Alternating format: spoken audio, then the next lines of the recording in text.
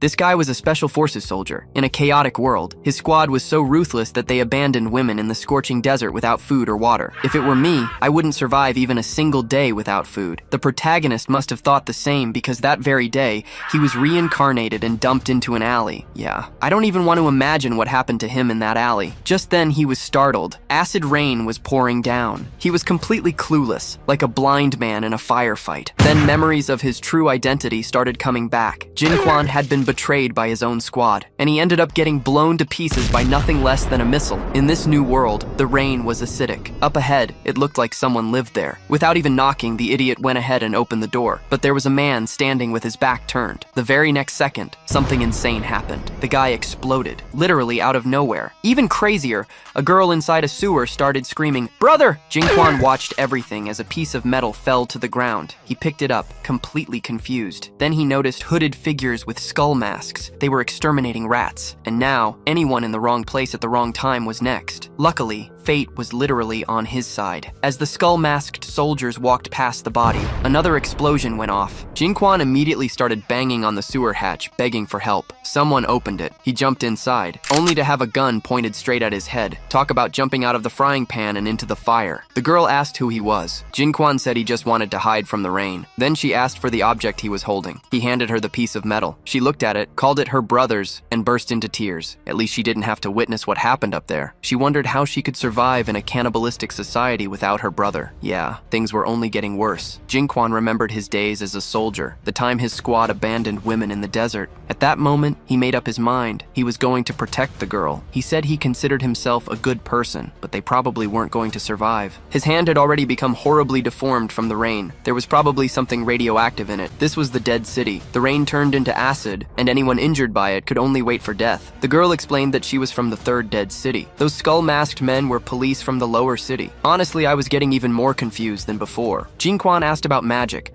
hoping this world had some overpowered cheats since he'd clearly crossed into another world. In this world, there are special exams. By obtaining an emblem, you can awaken a special class. The item he brought back was her brother's emblem. She cried, saying he was her only family. Right then, the sewer exploded. She tried to use her brother's emblem, but it rejected her. Now, they were completely screwed. The skull soldiers finally caught up to them, just as one of them swung his blade at the girl. She ran over and pressed the emblem against Jinquan's forehead. That's when his cheat ability awakened. Now he had sword powers and powerful skills, enough to beat the hell out of any random extra. Just keep watching. Looking up, the young man wonders how this world works, since there's even a panel. Then, the girl says the emblem is a perfect match for him, now that he's become a professional. Suddenly, an imposing figure appears and questions how they dare use an emblem without permission. Immediately, the enemies advance, declaring that the two are asking for death. From the impact of the first attack, the girl falls to the ground, watching the scene unfold. As soon as he senses the danger, the young man leaps to protect her, blocking the blow with his sword. Surprised, the masked men question how that could be possible. In response,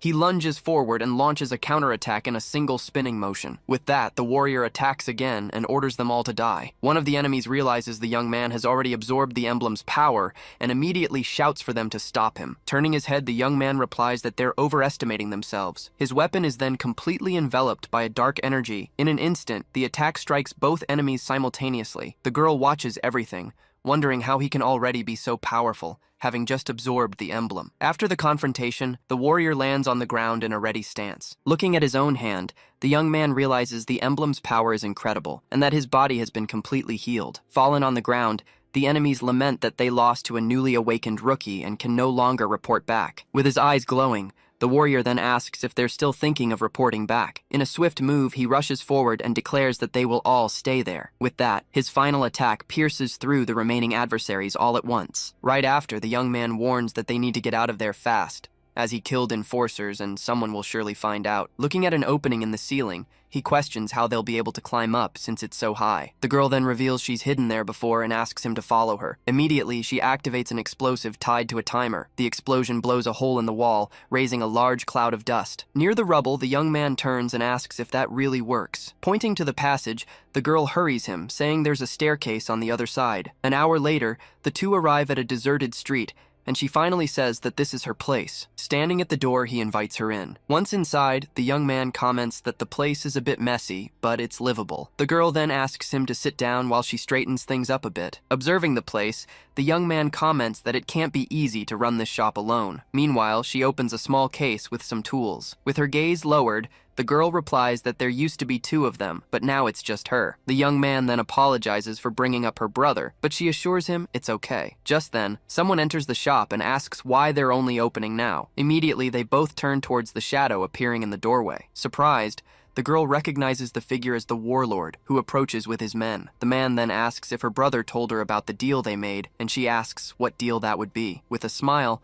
the warlord realizes she truly knows nothing. He then orders his men to take her, and they promptly obey. As she's grabbed by 2 henchmen, the girl screams for them to let her go. At this, the young man takes a step forward. Appearing behind the leader, the warrior orders them to stop immediately. The warlord turns and asks who the kid is and how he dares to meddle in his business. With his eyes fixed on his opponent, the young man questions what right he has to take her. The warlord then stares back at him and states that he has the right of a warlord. Even so, the warrior claims to know he's a good person, as his professional perception can sense good and evil. In response, the man comments that the words good person are a rarity in this city, and asks if Lin Ho left him any last words. Ignoring the question, the young man changes the subject and wants to know the girl's price. At this, the warlord mentions that Lin Ho thought he could make it back from pit number 1, which he reveals is a mining pit. He then explains that the place is full of sand-devouring worms, and that the young man must go in, get what he wants, and come back alive. If he succeeds, the warlord promises to return the girl to him. Before that, however,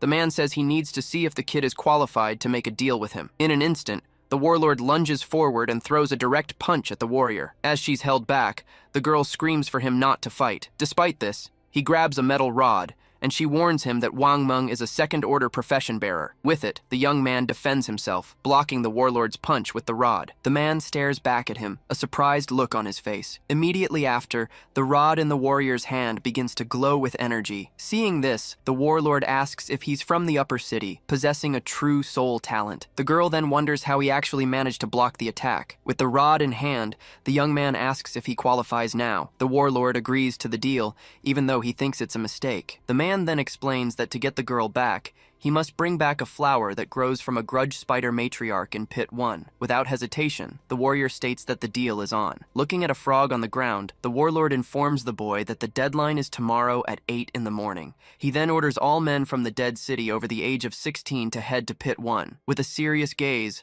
the warlord warns that anyone not there on time. Crushing the frog with his foot, he finishes the sentence saying they will die. As he watches the girl being taken away, the young man deduces that her brother stole the emblem to protect her, knowing he would die in the pit. The young man then suspects this might be a trap from the commander, since the girl's brother is already dead. With the situation being critical, he decides he first needs to get familiar with his powers. He then closes his eyes to concentrate. Soon, he reveals his first talent, the divine statue of the ethereal flame. In an instant, the 2 spheres of energy merge into a single power. With that, a dark, imposing creature materializes right behind him. Looking at his sword, he notices the description for his second talent is garbled, preventing him from seeing it clearly. Even so, he decides to test the power of this new ability. Wielding an energy scythe, he declares that his power should not be underestimated. The blow strikes a stone pillar head-on, which shatters on impact. He then observes the damage done by his new power. Looking at his own reflection, he realizes this appearance isn't his, as a special forces member from his past life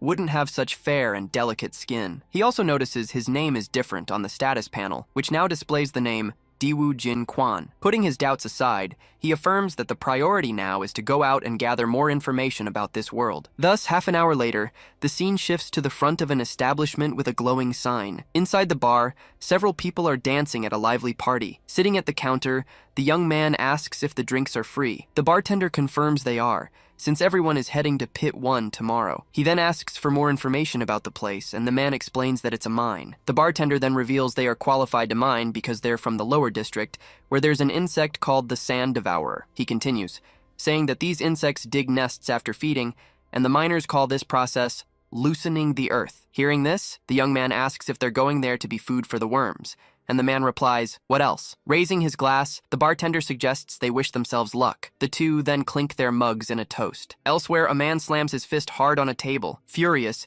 Lee Hong-yu shouts, calling his subordinates filthy insects and useless trash. In a meeting room, he demands to know where the emblem he wanted has gone. One of his men reports that the thief's body was destroyed, and his accomplice escaped through the sewer system after blowing up the tunnel. Lee Hong-yu then orders them to find the emblem, but his subordinate argues that it would be like looking for a needle in a haystack. Unfazed, the leader declares they will simply kill them one by one, as that scum doesn't deserve to possess a profession emblem. When one of the men tries to object, his colleague cuts him off and tells him to just do as young Master Lee says. The subordinate then reports that the next morning, Dead Cities 1 through 5 must enter Pit 1, or they will be punished by the Eagle Legion. From this, Lee Hong-yu deduces the thief might be hiding in the group, and orders everyone to be scanned before they go to the pit. The next day, a train waits at a platform crowded with people. An officer hurries everyone along, shouting for them to get on the train car and not delay the mining operation. As he's pushed by the crowd, a man complains there's no point in rushing, since they're all going to their deaths anyway. As soon as he arrives, Lee Hong-yu asks if everyone is present,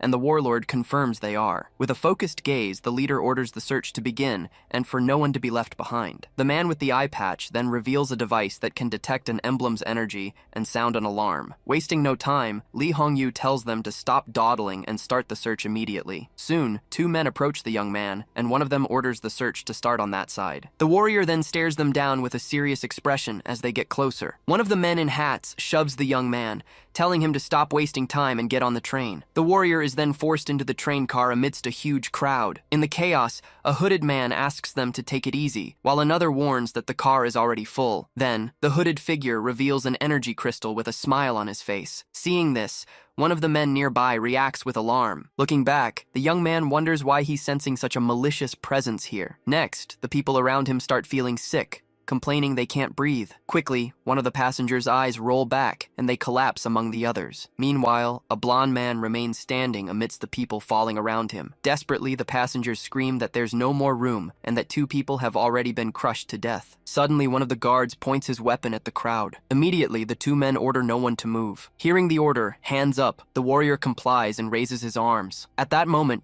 Lee Hong-yu appears before everyone in the car. Facing the passengers, he announces that he lost something valuable in the lower city, and suggests that whoever took it should return it now. The young man quickly deduces the lost item must be the emblem, and that this can't be a coincidence. Seeing that no one has come forward, Lee Hong-yu declares that since no one confessed, he will find it himself. Then, the man with the eye patch launches the search device into the air. The small flying device begins by scanning the young man. As the scanner moves, the leader warns that if he's the one who finds the object, that person is dead. After the scan, the device reports that no spiritual energy was detected. With that, the warrior looks at his own hand, which is emitting a few particles of energy. The device then continues its scan, flying over the rest of the crowd. Soon, the beam of light passes over another passenger in the car. As it moves forward, the device's light passes over a man and the hooded figure next to him. Suddenly, the scanner beeps and reports that it has detected spiritual energy coming from the figure. With a victorious smile, Lee Hong-yu exclaims that it was him all along. Surprised, the cloaked man wonders what the hell is going on. Without warning, the search device fires an energy projectile. The attack hits the hooded man squarely in the back. Facing the man, Lee Hong-yu warns him that if he tries to run without handing over the object. Grabbing him by his clothes, he yells that the suspect isn't going anywhere. Immediately,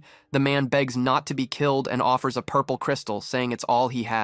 Analyzing the item, Lee Hong-yu asks if it's a cursed crystal. His eyes then begin to glow with a red light. With a shout, he throws the crystal to the ground and asks who would want that piece of trash. Then, the leader orders the search device to scan the crowd again. The device reports that no new spiritual energy anomalies have been detected in the area. Hearing the result, Lee Hong-yu turns his face away in silence. With no more suspects, he orders the search to continue in the next car. 5 hours later, the train crosses a rocky, reddish landscape. Looking out the window, the young man asks where they are after traveling for so long. A man nearby explains that the red light ahead means they are entering pit number 1, and that the guards have already abandoned the train. Then, the same man approaches the window and begins to pray. Clutching the bars, He warns that the train is heading straight for the heart of the pit, where there will be even more monsters. Suddenly, the man is thrown from the moving train as the young man watches. Watching the others jump, the warrior concludes that this must be the final destination. He then decides he can't just stand there any longer. With that, the young man leaps from the car with a powerful push. He immediately lands on the ground,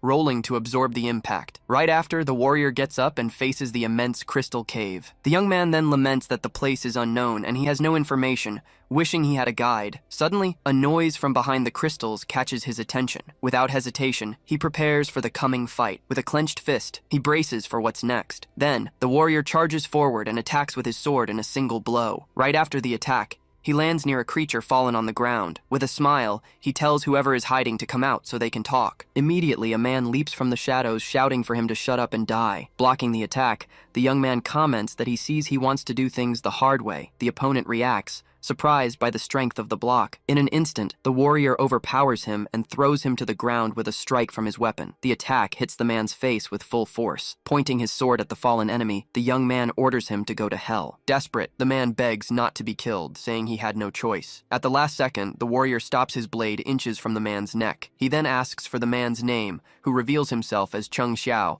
and explains he tried to kill him because he was starving. The young man then asks how he became a profession holder, and Chung Xiao says the best bet is to find the rich kids from the upper district. He then adds that it's hard to survive unless you're lucky enough to find someone decent. The young man then asks if there's any way to survive in the pit, and Chung Xiao explains that the only way is to hide for 15 days, but that would lead to death by starvation. Next, the warrior questions how one levels up, and the other replies that it's by killing bugs, which start at level 11 here. With that, Chung Xiao laments that they're only here to serve as fertilizer. Suddenly, the young man notices a strange movement and becomes alert. Immediately, a giant bug appears and he yells for his new companion to watch out. A status window then identifies the creature as a level 9 red blood mosquito. As he takes his stance, the warrior comments that the place seems infested, since he's barely arrived and already found bugs. Desperate, Chung Xiao screams for them to run, because they'll be dead if they don't get out of there now. Looking back, he sees the monster approaching. In a swift move, the young man leaps and cuts the bug in half with his sword. Right after,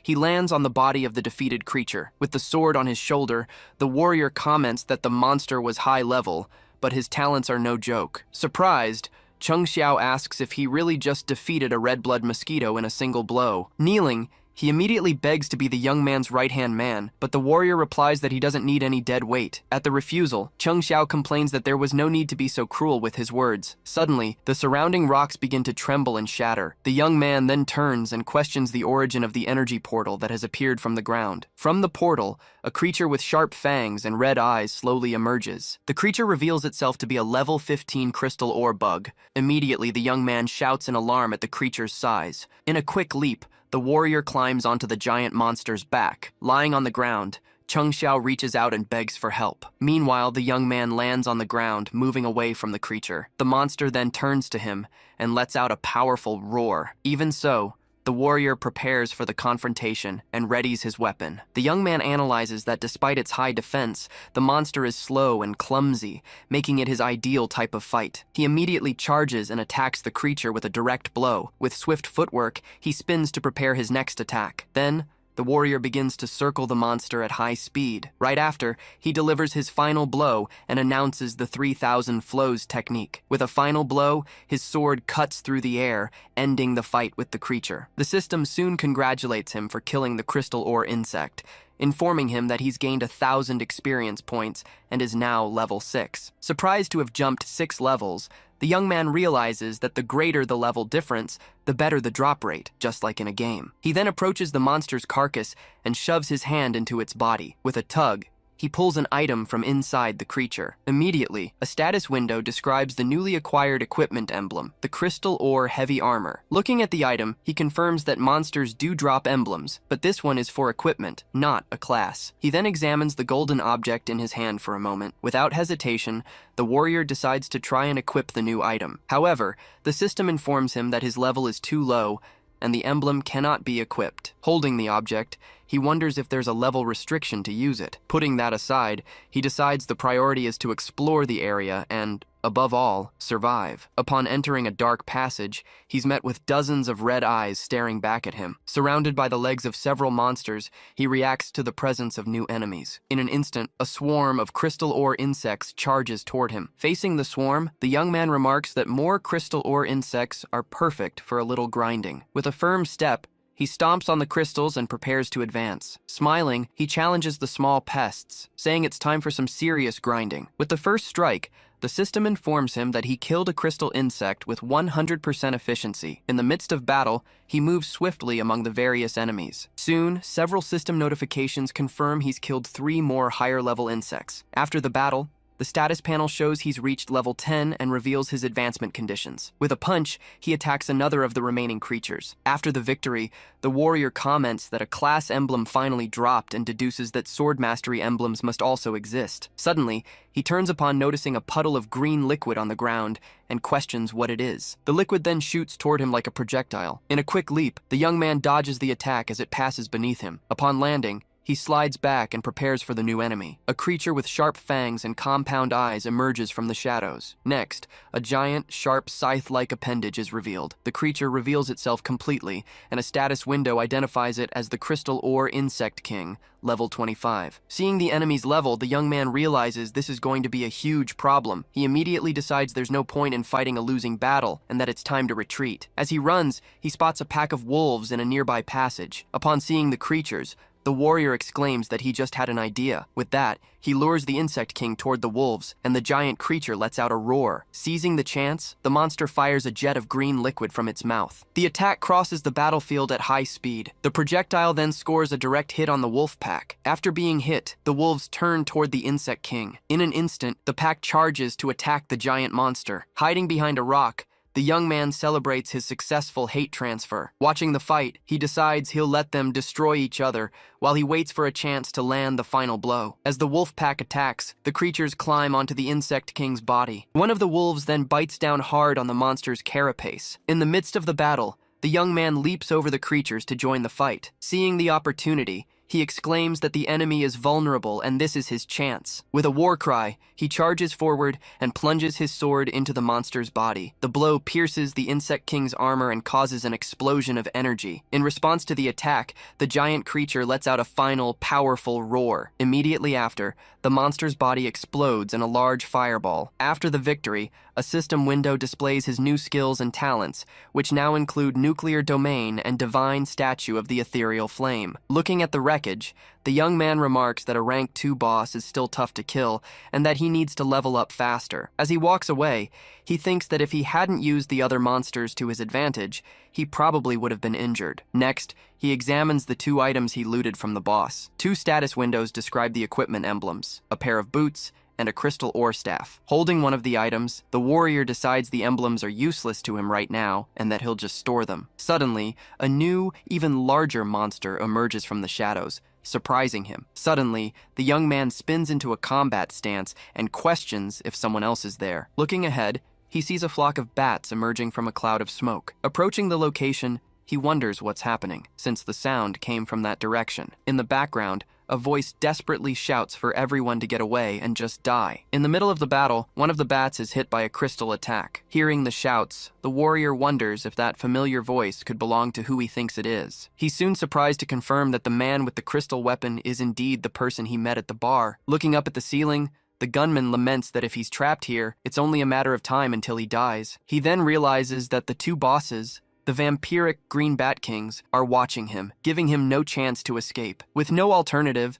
the man prepares for a confrontation with the monsters. He then takes a step forward to get a better position. Kneeling, he decides that instead of waiting to die, he'll make one last stand. With that, his weapon fires a large crystal projectile at the enemies. However, the 2 bats block the attack with a barrier of fire. Surprised, the gunman laments that he's been completely neutralized. Unable to accept his imminent defeat, the gunman shouts that he can't accept this. Immediately after, the 2 bats charge at him with their wings ablaze. With a tense expression, the man whispers that he just wants to live. Suddenly, a blade of dark energy pierces through both creatures at once. Stunned by what just happened, the gunman turns and questions what that was. The young man then approaches and says that they've met again. Still in disbelief, the man asks if he was the one who killed the 2 bosses, and the warrior replies that it was nothing. With a handshake, the gunman thanks him, stating that he owes him one now. Looking at the monsters' bodies, the young man says it's time to go, as he'll get him out of this place. Down below, the two defeated bats begin to merge into a single creature. Noticing the strange transformation, the red-haired man reacts,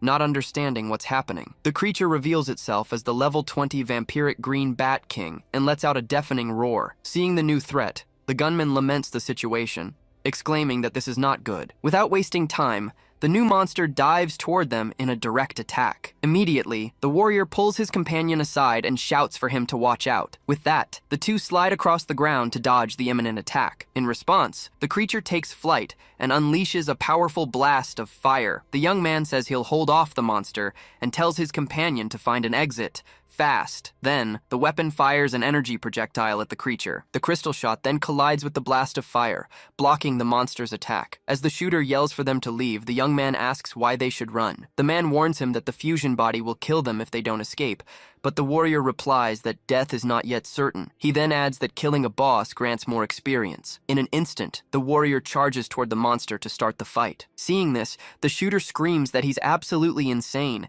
and has never seen anyone so eager to die. The young man then leaps onto the monster and strikes its back. In response, the creature fires a blast of energy from its mouth. Next, the monster unleashes an expanding wave of energy toward the warrior. Even as he's pushed back by the impact, he comments that, as expected, this boss is different from the last one. Without hesitation, the young man orders the activation of the divine statue of the ethereal flame. Immediately, the energy creature materializes on the battlefield, wielding its weapon. With that, the statue charges forward and hits the monster with a direct blow from its spear. Surprised by the scene, the shooter can only ask what that thing is. He then wonders how the blue flames can still exist, believing it to be impossible. Then he remembers that the Tianqi Empire's army massacred that family and questions how a descendant could still exist. After the battle, the young man notices that leveling up is slower, since the boss and hundreds of bats only earned him 4 levels. As the shooter thanks him for saving his life, the warrior asks if he is a class wielder or a normal person. With a sigh, the red-haired man reveals he used to be a class wielder, but became a normal person after being set up. He then explains that now he's just surviving with the help of his weapon. Surprised, the young man asks if it's really possible to turn a class wielder into a normal person, amazed that such a method exists. The shooter then remarks that he might be the only one alive to have achieved it, and the warrior immediately asks what he means by that. He then explains that in the abyss, there is a poison that corrupts a wielder's emblem, causing their power to vanish. Continuing his story, he reveals he was the only one in his family who didn't awaken a talent, but he inherited a powerful emblem for being the eldest son. With a smile, the young man remarks that the story sounds like a drama about the fight for the throne, where he would be the deposed crown prince. The shooter retorts that they are the same, but the warrior disagrees, saying he thought his family was extinct and didn't expect to find a survivor. Hearing that, the young man turns in surprise and asks if the other man knows him. The man then begins to tell the story of a pioneer from 1,000 years ago who awakened an SSS-ranked talent and became a legend everyone feared. The man then reveals that the legendary warrior's name was Diwu Qingshuan, and his talent was called the Divine Statue of the Ethereal Flame. With this, the young man realizes he has a bloodline inheritance in this world, but wonders what the other meant by extinct. Ignoring the question, the shooter comments that his family was a disappointment, as they hadn't awakened a single SS-ranked talent in hundreds of years. Shortly after, a glint from the monster's remains catches the red-haired man's attention. Turning around, the warrior asks what the coin-shaped item that appeared on the ground is. Immediately, a system window describes the equipment emblem, the Bat King's blade. Surprised, the young man wonders if that is really a swordsman's weapon. Without hesitation, he picks up the item and crushes it in his hand. In an instant, a new sword materializes from the emblem's fragments. Wielding the weapon, he comments that it feels good, and would be even better if it could be fused. Next, the warrior decides it's time to test the new blade's power. With a single motion, he spins and unleashes a swift strike into the air. The attack cuts through the air, leaving a trail of reddish energy. The young man then realizes the weapon has a speed bonus, and is surprised by how fast it is. Holding the two weapons, the young man notes that the blade's speed bonus is good, and wonders if he can fuse it with his own weapon. With the swords crossed, he decides it's time to try. In an instant, the two blades begin to merge amidst a glow of energy. The fusion intensifies, releasing an even brighter light. Surprised by the result, the warrior questions if it actually worked. Holding the new weapon, he confirms that it has definitely been upgraded. He then offers the emblems he dropped to his companion, but the marksman refuses, saying he has his own ambitions. With a smirk, the young man comments that a guy like him won't last long. The red-haired man then reveals that's exactly why he wants to make a deal with him. He then shows a legendary heavy artillery controller class emblem. He explains that a long-range marksman is the one thing a team can't do without when exploring the desert. Surprised, the warrior asks if the item is really legendary. The marksman then explains the 8 tiers of emblems, ranging from common to mythic. With that, he offers the item, saying he wants to trade the legendary class emblem for a favor. The young man asks if he isn't afraid he'll just take it, and the man replies that they are the same kind of people. The man reveals that his family was the first to open the mine, but later sold it to the Flying Eagle Legion. He then guarantees that with his guidance, the young man can reach rank 3 with minimal risk. The warrior confirms it's a map and asks what exactly he needs help with. The marksman explains that if the young man can get an abyss scythe rat to open a rift,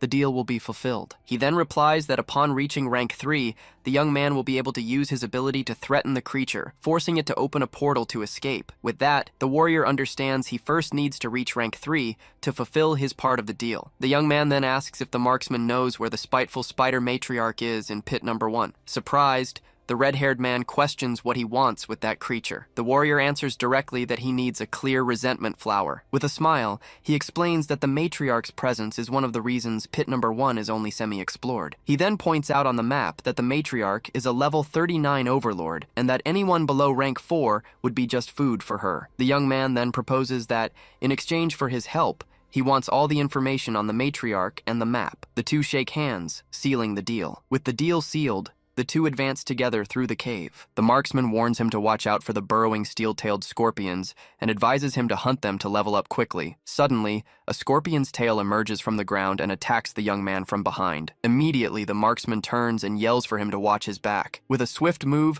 the warrior blocks the stinger with his bare hand. He then counterattacks with a quick spin of his sword. Soon, a giant scorpion fully emerges from the ground and lets out a roar. At this, the young man tells him to back off, as he might get caught in the crossfire. Without wasting time, the warrior plants his feet firmly on the ground and prepares to charge. Wielding his sword, he lunges toward the monster. With a single strike, he cuts the giant creature in half. Watching the scene, the marksman explains that those scorpions drop hides that can be used for healing. With a hand on his head, he warns that he's injured and needs that item. At the same moment, several other scorpions emerge from the ground and surround him. Seeing the new enemies, the red-haired man exclaims that this is bad. One of the creatures then roars as it prepares to attack him. Seeing the danger, the young man rushes forward at high speed to intervene. In an instant, a single, swift sword strike cuts through the air. With a spinning attack, the young man shouts for the creatures to stay away from his friend. Immediately, he lands in a combat stance after defeating several of the monsters. In response, the remaining scorpions merge to form an even larger creature. As he prepares an attack, the young man tells his companion to fall back first. With that, he charges forward, warning that he'll hold off the monsters while the marksman escapes. In an instant, the warrior rushes toward the swarm of scorpions. With a series of swift strikes, he defeats several of the creatures at once. Soon the system congratulates him for killing the scorpions and informs him that he has leveled up to 16. After the battle, he remarks that Tier 2 monsters are too easy to kill. Watching from a distance, the marksman wonders if that is truly the power of a Tier 1 professional, since not even a common SSS rank talent could achieve such a feat. Suddenly, the young man looks up and asks what the plant-like creature on the cave ceiling is. His companion warns him that those vines are level 25 lords and that their weak point is the amethyst on their backs. With a roar, the plant monster charges toward the warrior. In a leap, he steps on the creature's base to launch himself. He then uses the momentum to run up the monster's stem. As he runs, the young man comments that this creature's weakness is too obvious. With a smile, he notes that the monster is completely defenseless. With a single strike,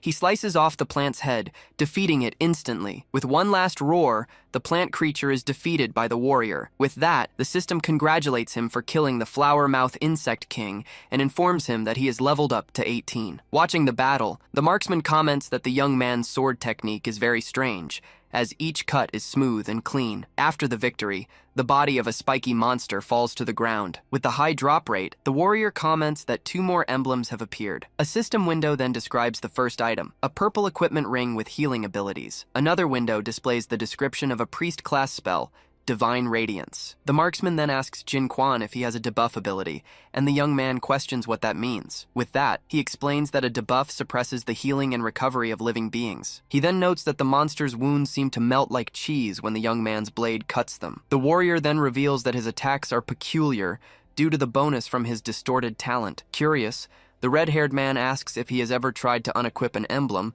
and the young man says he hasn't. With that, he warns him not to treat the emblems as mere equipment, as they are a part of his power and his cultivation. The young man then comments that he seems to know a lot, and the marksman advises him to go north, where he will find a lava behemoth lord. The scene then shifts to a volcanic landscape, full of rocks and rivers of lava. The marksman explains that although the lava behemoth lord is powerful, it can be defeated with the young man's sharpness, who in turn questions why they should kill it. With a step, they approach the location. Upon arriving, the red-haired man announces that they are in the right place. Soon, the two come across the gigantic lava behemoth lord, asleep in a river of magma. The young man then asks if the creature is defenseless while it sleeps, and his companion confirms, but warns that its defense is extremely high. The warrior then picks up a stone from the ground. With the rock in hand, he decides to run a test. With a leap, he hurls the stone toward the sleeping monster. The projectile hits the behemoth's head, but shatters without causing any damage. Observing the scene,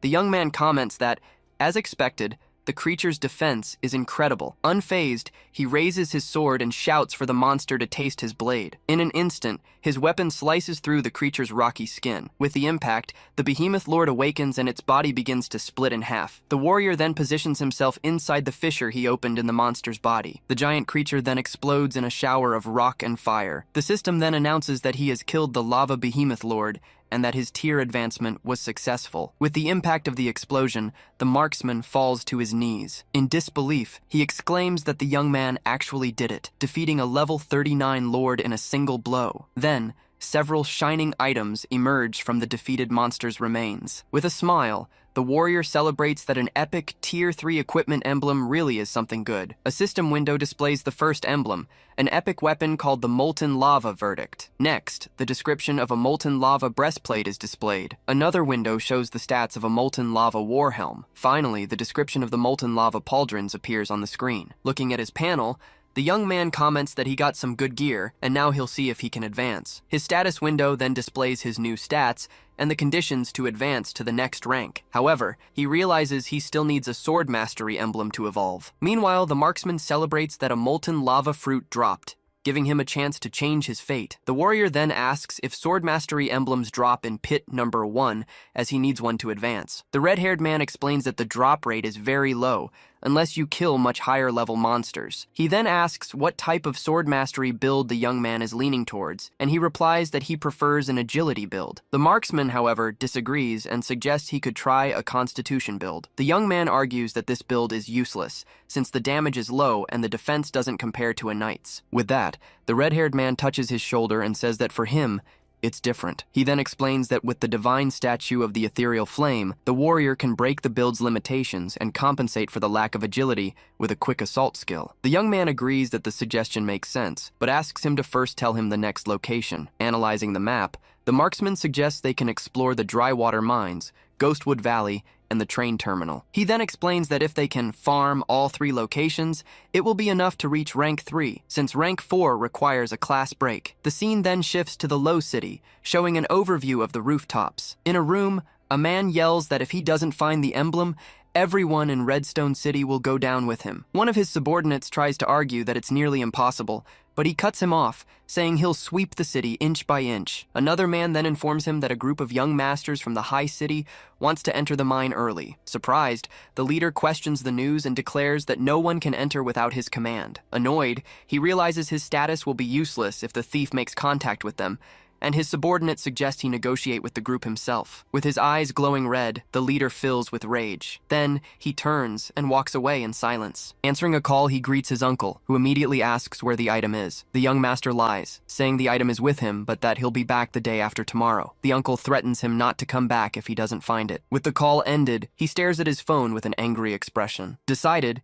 he states that he can no longer just sit around and wait. On the phone, Lee Hongyu asks for help to stop the group from the high city, but the person on the other end accuses him of trying to shift the blame. On the other end of the line, Fang Hui states that defending himself would make him look guilty, and that he has already checked the location where the emblem was lost. He then confirms that the blasted passage is still there, and that the thief must be in the city of the dead. With that, he tells Lee Hongyu that he's on his own and hangs up the call. On a rooftop, Fang Hui asks an older man if they'll be able to find the item. The elder replies that the chances are slim, and that young Master Yan probably can't wait that long. He then reveals that the head of the family has already gone to the elemental holy city, where there is an unknown emblem. Elsewhere, the system congratulates the warrior for killing the rhinoceros beetle king. The marksman then asks if he can have the monster's horn to heal his leg, and the young man agrees, saying he already found what he needed. With a leap, the warrior climbs onto the creature's carcass. Upon landing, he finds a glowing item on the ground. A system window describes the sword mastery skill emblem, the army breaker blade. With the item in hand,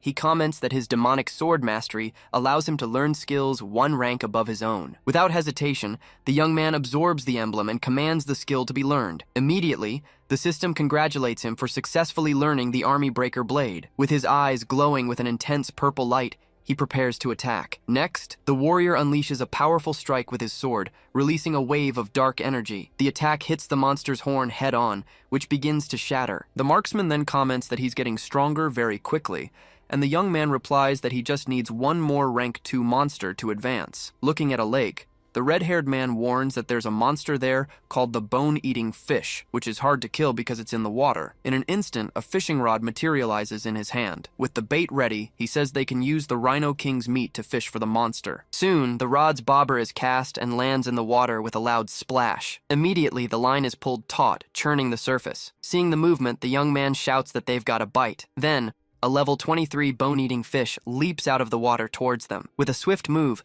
Diwu Jinquan lunges forward and lands a precise blow on the creatures. Shortly after, an intense energy envelops his body, signaling an imminent transformation. Before him, a system message congratulates him on reaching level 2. With a smile, Diwu Jinquan notes that the level up was surprisingly smooth. He then observes that his new skill has also been significantly enhanced. Meanwhile, pieces of meat roast slowly over a crackling fire. As he approaches the marksman, Diwu Jinquan invites him to take a break and have something to eat. The marksman compliments the food, and jokes that if he led a tour group, he'd do good business. With that, Diwu Jinquan asks if the world they are in is very large. The shooter confirms and explains that in their domain, 3 superpowers have emerged: the Flying Eagle Empire, the Apocalypse Empire, and the Elemental Sacred City. Diwu Jinquan reflects that, put that way, survival there seems very difficult. With conviction, the shooter asserts that, in this world, only by being strong can one be free. He then reveals he isn't optimistic that the 3 great powers can withstand the tide of beasts,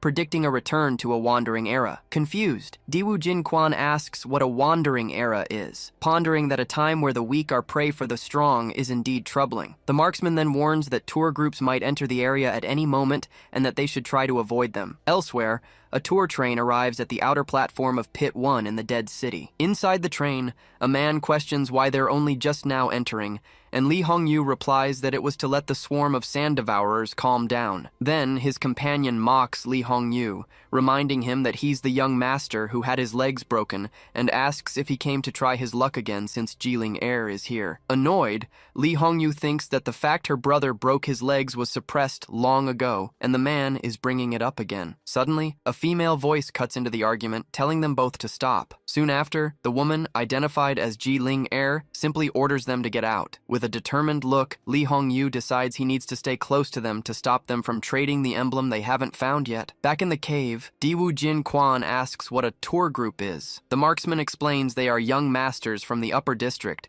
who come down to have fun, kill, and look for opportunities. With that, he stands up and decides to take him to the Ghost Forest Valley so he can level up. They then arrive at the entrance to an area of dense vegetation with a sharp mountain in the background. As they enter, the marksman warns that there will be many agile, mantis-type monsters in the area. He then hands Diwu Jinquan a shock bomb, explaining that it releases adhesive filaments that slow enemies' mobility. Diwu Jinquan states he can use his super armor ability to break free and kill the monster lord quickly, warning that after the mantis dies, parasites will burst from its body. The marksman then reveals his profession combines the mystical and technology, asking to kill the parasites himself to enhance his weapon. Diwu Jinquan concludes that weapons can also be enhanced by killing monsters, understanding why the marksman hunted the vampire bats. The marksman then reveals the weapon isn't an object, but his former guard, whom he refined into a spear after the guard died protecting him. Hearing this, Diwu Jinquan tells him to kill the parasites if he can, as he only needs one maximum efficiency kill on the Monster Lord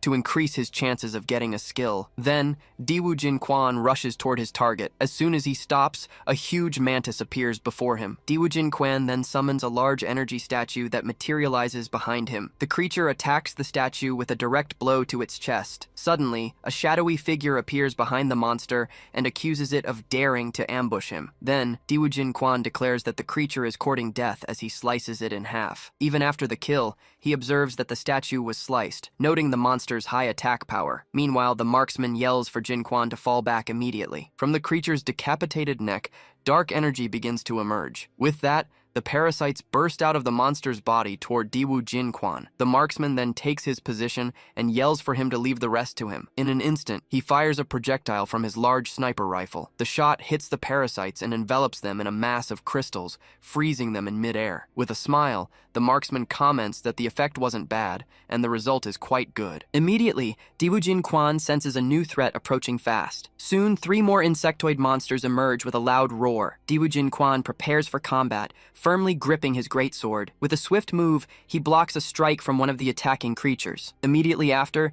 he finds himself completely surrounded by the other insectoid monsters. Desperate, the marksman yells for Jinquan to get out of the way immediately. Ignoring the warning, Diwu Jinquan begins to summon the statue of the infernal flame god. He then shouts to activate the skill just as the monsters strike. Shielded by the energy, Diwu Jinquan furiously screams for them all to die. With a single spinning strike, he destroys the 3 mantises, receiving a system notification. His weapon then begins to absorb the dark energy released by the defeated creatures. Relieved, the marksman remarks that he has very sharp reflexes and that he worried for nothing. With his eyes glowing intensely, Diwu Jinquan warns that there is still 1 more left. Immediately, he lunges at high speed toward the new threat. His attack lands a direct hit on a larger hooded monster, which roars from the impact. After the strike, he sees a new horde of creatures emerging from the dust. Without hesitation, he prepares to strike again with his greatsword. With all his might, Diwu Jinquan yells the name of his attack, Troll's devastating blow, and unleashes it. As the blow is launched, a wave of energy surges forward, cutting through the horde of monsters. Noticing the opening, he declares that this is a good chance to attack again. With that, the remaining monsters are struck and immobilized by his continuous attacks. The system congratulates him for reaching level 22, and he realizes his talent grants infinite cutting damage that enemies can't even block. Suddenly, a swift and unexpected attack zips past him. A moment later, Diwu Jinquan is hit squarely and thrown aside by the force of the impact. Before him, an immense mantis appears, roaring, revealing itself to be a much larger creature. He then remarks that there was a hidden boss, and that he was almost killed by the surprise attack. From a distance, the marksman shouts for Jinquan to use the thunder bomb quickly. Without hesitating, he takes out the shock bomb he had received earlier. He then confirms he understood and hurls the device with precision. The bomb flies through the air and hits the giant monster's chest. Upon impact, the artifact explodes in a flash of light. Instantly, blood filaments released by the explosion completely envelop and immobilize the creature. The marksman yells for him to act now that the boss is immobilized. Wasting no time, Diwu Jinquan leaps onto the creature, his sword raised for the final blow. With a devastating strike, he finishes off the Mantis King, and the system notifies him of the successful kill of a monster 10 levels higher. As the system congratulates him on reaching level 23, Diwu Jinquan comments that his demonic body was very effective at blocking so much damage. Immediately after, 2 skill emblems float above the defeated monster's body. The first emblem is revealed to be a 3-stage flying wing swordsman skill. Then, the second emblem shows a similar, yet more powerful, demonic wing skill. Holding the items, Diwu Jinquan states that he has now gathered the necessary swordsman skills to advance to level 3. The marksman then remarks that all of this was thanks to killing the mantis monster. With a smile, he reveals that his weapon has also advanced to level 1, and Diwu Jinquan congratulates him. The marksman says he should be congratulated for getting the necessary skills. He asks how many levels are left, and Diwu Jinquan replies, just 1. With that, Diwu Jinquan concludes that the best course of action is to find high-level but slow monsters to hunt quickly. The marksman then calls out to him, saying he'll take him to a new place. Elsewhere, a large animal slowly chews on some crystals. Upon arriving, the marksman introduces the herd of spinel-horned oxen. He explains they are docile monsters that only stampede if provoked. The marksman concludes by stating that no legion below level 3 could withstand the impact of the herd's group buff ability. Diwu Jinquan then asks if there's a good way to deal with them. The marksman replies that the best way is to use the terrain and fortifications. He then explains that the pioneers use mages to dig trenches, but Diwu Jin Quan counters that they can only make holes in the rock wall. The marksman warns him that the oxen have an earth prison ability that can seal the rock, advising him to get out immediately after taking cover. Sword in hand, Diwu Jin Quan says he understands and tells the marksman to stand aside and just watch. With that, he charges forward and unleashes a powerful spinning strike to provoke the herd. Atop a hill, the sharpshooter readies himself and yells to Jin Quan that they're starting. Immediately, he aims his large sniper rifle toward the sky. Then, a projectile is fired from the weapon. The shot explodes in midair, creating a large flash of energy above the herd. In response, one of the oxen roars furiously at the sky. With that, the entire herd begins to charge in a violent stampede. The sharpshooter then warns that they're coming and yells to get ready. Hidden in a crevice, Diwu Jin Quan states that he's ready and won't be harmed even if the passage closes. Soon, the oxen activate their ability, and an intense energy emanates from their bodies. The ability causes the entire rock wall to shatter and violently slam shut. Safe, Diwu Jin Quan comments that it was a good thing he heard the warning, or he would have been crushed. From his position, the sharpshooter shouts that the oxen need to recharge their abilities, and that this is their only chance to kill them. The monsters charge forward, now vulnerable after using their special attack. As he emerges, Diwu Jin Quan shouts the name of his attack, Troll's Devastating Blow. The powerful wave of energy surges forward and strikes the first oxen of the herd head-on. Next, Diwu Jin Quan moves forward and prepares his next skill, Blade of Ruin. He then unleashes a horizontal strike that releases a cutting wave of energy across the ground. The attack hits the herd squarely, decimating several oxen at once. Impressed,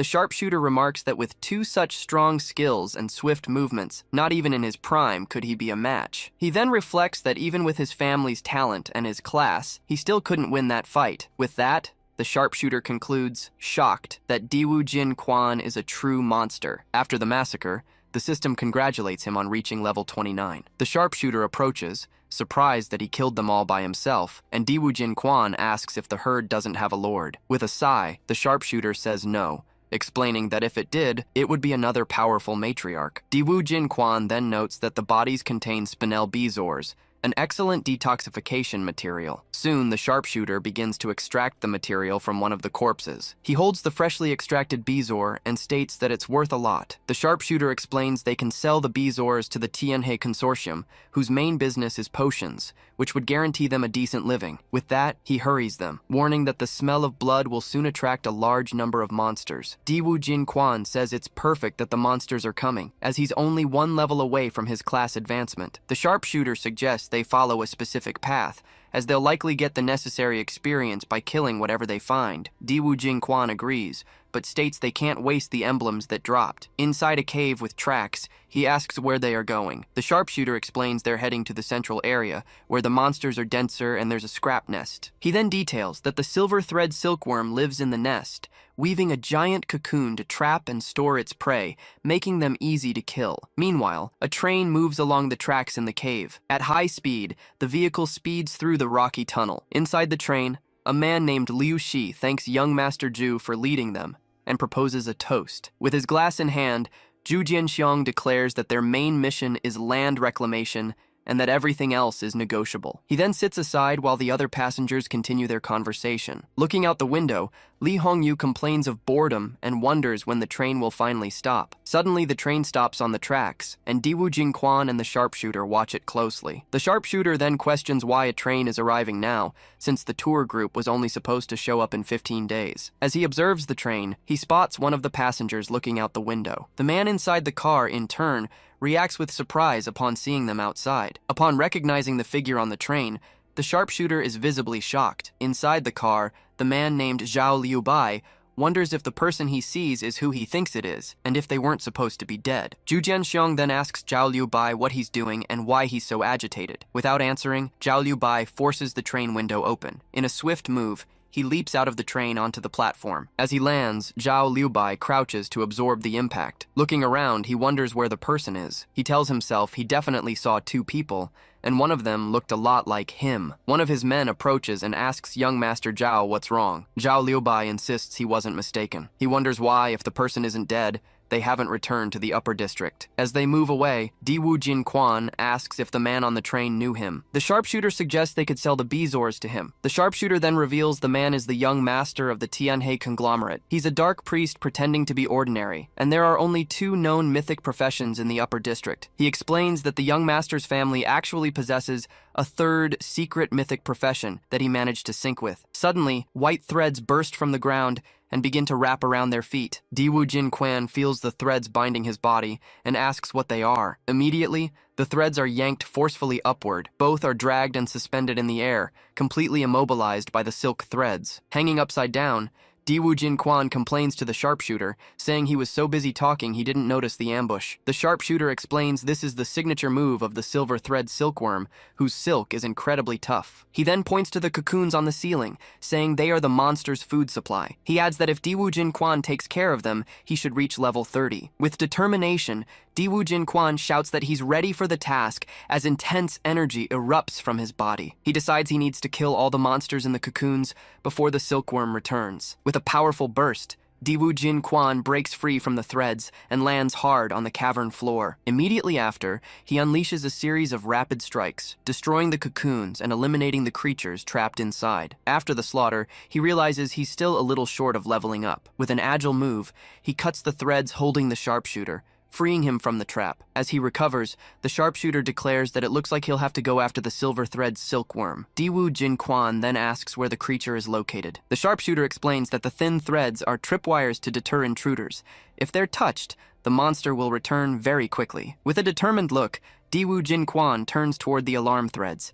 He deliberately walks over and triggers the threads with his sword. In an instant, the alarm threads wrap around his body. In response, the gigantic silver thread silkworm emerges from the ground, carrying a cocoon. The creature then reveals a sharp stinger in its mouth. Seeing the imminent threat, the sharpshooter yells for him to be careful. Diwu Jin Quan, however, orders him not to interfere, as he'll handle it himself. With a precise strike, Diwu Jin Quan destroys the cocoon the monster was carrying. The creature then shrieks in pain from the surprise attack. With a single blow, he kills the silver thread silkworm lord, and the system notifies him of the successful kill. As the system congratulates him for reaching level 30, he's surprised to find out the creature was a lord. The sharpshooter explains that since he already has the 3 skills, he just needs to kill monsters to advance. Diwu Jin Quan asks for the plan, as they're close to clearing the nest. He then reveals their final target is the Abyssal Kamaitachi, which has keen sensory abilities and must be attacked from both sides. He suggests the ideal location is the swarm nest of the Sand Devourer and the resentful Spider Mother, since both have huge entourages. The sharpshooter then tosses an emblem to Diwu Jin Quan. He states that if all goes well, they'll part ways, as he doesn't know if he'll survive in the abyss. Surprised, Diwu Jin Quan asks if that's a legendary profession emblem and reminds him that he had already promised it to him. The sharpshooter questions why he's handing over the commission before the mission is over. Diwu Jin Quan replies that if entering the abyss doesn't go smoothly, he won't need the emblem anyway. With that, the sharpshooter decides they'll wipe out another nest before sending him into the abyss. Meanwhile, Zhao Liubai and his men walk through the rocky cavern. Zhao Liubai then asks why there are no monsters along the path. His companion guesses the mine slaves have already fed them. Shortly after, the man warns that there's a giant worm ahead and that everyone should be careful. Suddenly, they come across the body of a huge creature blocking the passage. As they get closer, they see the giant worm, already dead on the ground. Shocked, Zhao Liubai exclaims that the giant worm has already been killed, and it looks like it was an instant kill. As he gets closer, one of the men comments that the body is covered in sword wounds, noting the overwhelming technique used. Zhao Liubai then decides that since someone has already killed the worm, they'll head for the magma giant. Soon after, they arrive at a volcanic site and find the body of the immense giant, already defeated. Shocked, one of the men wonders how anyone could have killed the giant, since rumors said its defense was incredibly high. With a dagger in hand, his companion says he's going to take a look to check. As soon as he tries to pierce the creature's skin, the blade of his dagger shatters on impact. In disbelief, he wonders who could have killed the monster, since even its corpse has such a high defense. Zhao Liubai then explains that for a level 3, even with a mythic class and an SSS rank talent, achieving such an overwhelming kill would be impossible. He then reveals that a domain lord has territory bonuses, and that giant's blood is linked to the entire lava lake. Hearing this, his subordinate suggests the one responsible might be a level 7 blood sacrificer, and that they should leave this dimension immediately for their safety. One of the men asks what they'll do now, and the other suggests that since the target is lost, it's best to leave as soon as possible. Zhao Liubai, however, declares that they can't return empty-handed, and that there are still many places to explore. Meanwhile, in a desert, countless giant worms emerge from the sand. Without hesitation, Diwu Jinquan charges forward and unleashes a powerful strike against the creatures. With a series of swift attacks, he decimates the crimson tumor worms, and the system notifies him of the kill. Through his rifle's scope, the sniper watches Diwu Jinquan advance on one of the giant worms. Suddenly, he shouts a warning, telling Jin Quan to watch out for the Crimson Tumor King right behind him. With that, the sniper fires an energy projectile to provide cover. The shot hits the monster dead on, causing the giant creature to roar in pain and fury. Diwu Jin Quan turns and declares that the worm is asking to die as he charges in to attack. With a swift movement, his blade delivers a deep gash to the creature's body. Right after, he finishes off the Crimson Tumor King, and the system notifies him of the kill. After the battle, Diwu Jin Quan laments that the small level difference results in a terrible drop rate, making it difficult to grow stronger. The sniper then informs him that the worm's tunnel leads straight to the sand devourer's nest, and that he'll go on ahead so Jin Quan can get used to his new strength. In response, Diwu Jin Quan says it's all right, as he has already reached level 30. With a fiery aura surrounding him, he declares that he can finally equip the magma set. Then, the pieces of the new armor set begin to materialize on his body. In disbelief, the sniper stammers as he tries to understand what's happening. With the armor complete, and 2 spirit animal constellations appearing behind him, he exclaims in surprise, 200 stars! Diwu Jin Quan then clenches his fist and comments that with just 1 weapon equipped, he already feels several times stronger. The sniper says that with such high growth, he just needs to display his 100-star pattern for anyone with common sense to flee immediately. He then explains that the tiger pattern represents strength, and the elephant pattern represents constitution, and the star levels of the equipment add up. With that, Diwu Jin Quan invites him to explore the sand devourer's nest together. He then crouches down and prepares to enter the narrow cave passage. An hour later, the two finally emerge from the cave into a dense forest. Upon exiting, Diwu Jin Quan complains that he was suffocating, but the sniper is relieved they found the way out. Suddenly, Diwu Jin Quan looks ahead with a surprised expression. Before them,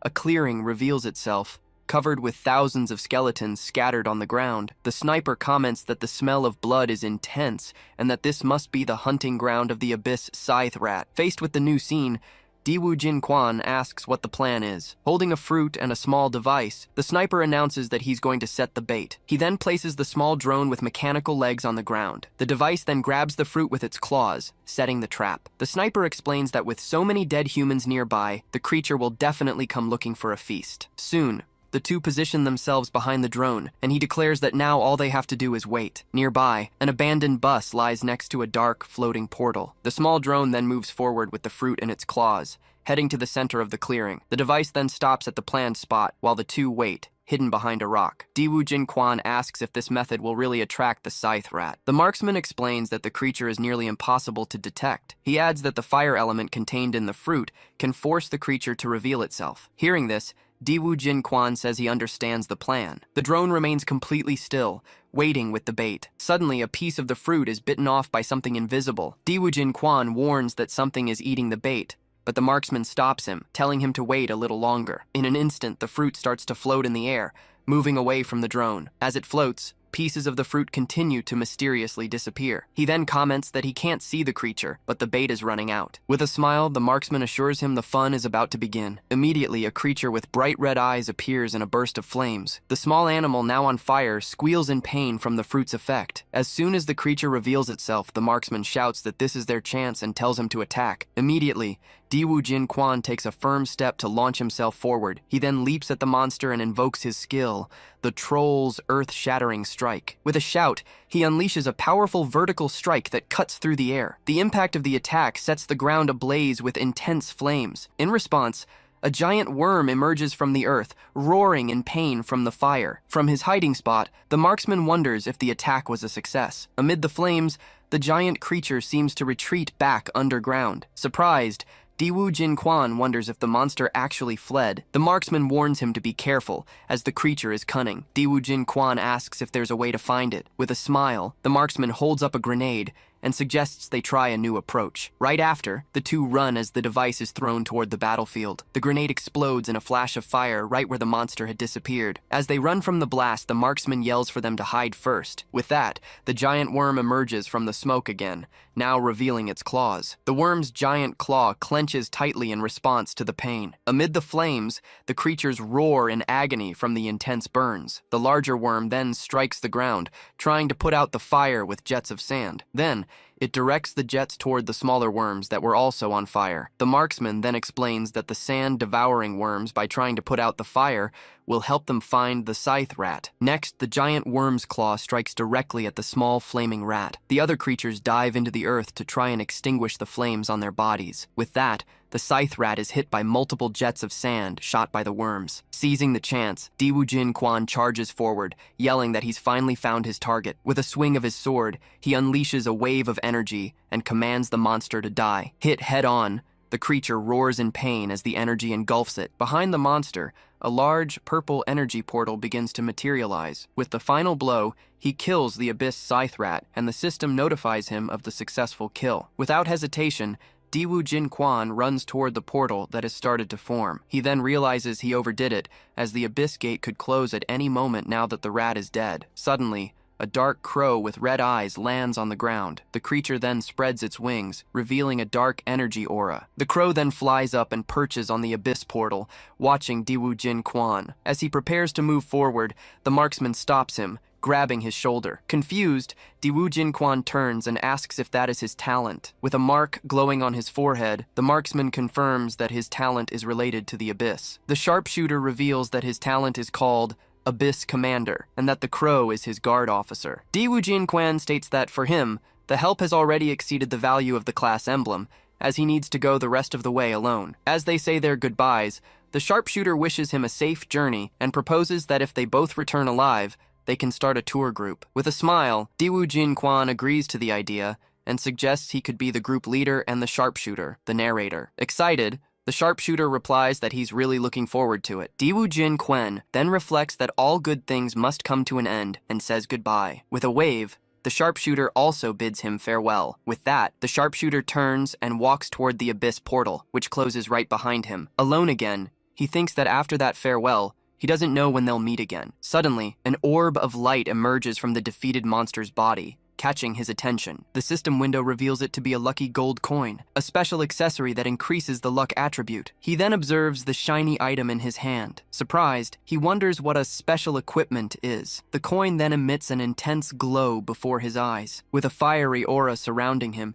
he concludes that luck is also a part of strength and that he needs to test the new item. With a swift motion, Diwoo-jin Kwon readies his sword for the next attack. Turning to the giant worms, he declares he'll start with them to see if any good items drop. In response, the creatures roar and charge furiously toward him. As soon as the combat begins, the system announces that luck has been activated, triggering a lava explosion. Amid the flames, he comments that, as expected, the result is very different now that his luck value has increased. With that, Diwoo-jin Kwon states that it's time to find what he's really looking for. Next, he looks at a map and plans that after killing the resentful spider matriarch, he can map out his escape route. He then enters a large ice cave, identified as the resentful spider's nest. Meanwhile, Ju Jianxiong and his group arrive at the same location, commenting that the nest of a level 39 monster is quite grand. One of the men suggests the ice sculptures would be great for an art exhibit, and Ju Jianxiong asks him if he even understands art. The man then details his plan to use the matriarch as the centerpiece and the smaller sculptures as decoration. With a smile, Ju Jianxiong approves the plan and instructs them to be careful not to break the pieces during the fight. Next, he warns his team that since this native species hasn't been killed in 300 years, they need to be thorough. Ju then asks Ji Ling-er why her brother didn't come, and she replies that he advanced to level 4 a long time ago. He then concludes he's not worried, as experts disdain coming to such a low-level dimension, which makes the rumors about the danger seem exaggerated. With a serious look, Ji Ling-er states that she knows everyone has their own agendas, but she hopes they'll wait until they kill the spider matriarch together. In response, Ju Jianxiong claps with a smile. With that, he loudly orders them to serve the food. Shortly after, a group of barefoot men is forced to walk on the icy ground. Ju Jianxiong and his henchmen then rush them with whips, shouting for them to walk faster. With a violent kick, Ju orders one of the men to enter the cave immediately. The group of men is then forced into the darkness of the cave. Immediately, Zhu Jinxiang yells for his men to get ready to block the entrance. A moment later,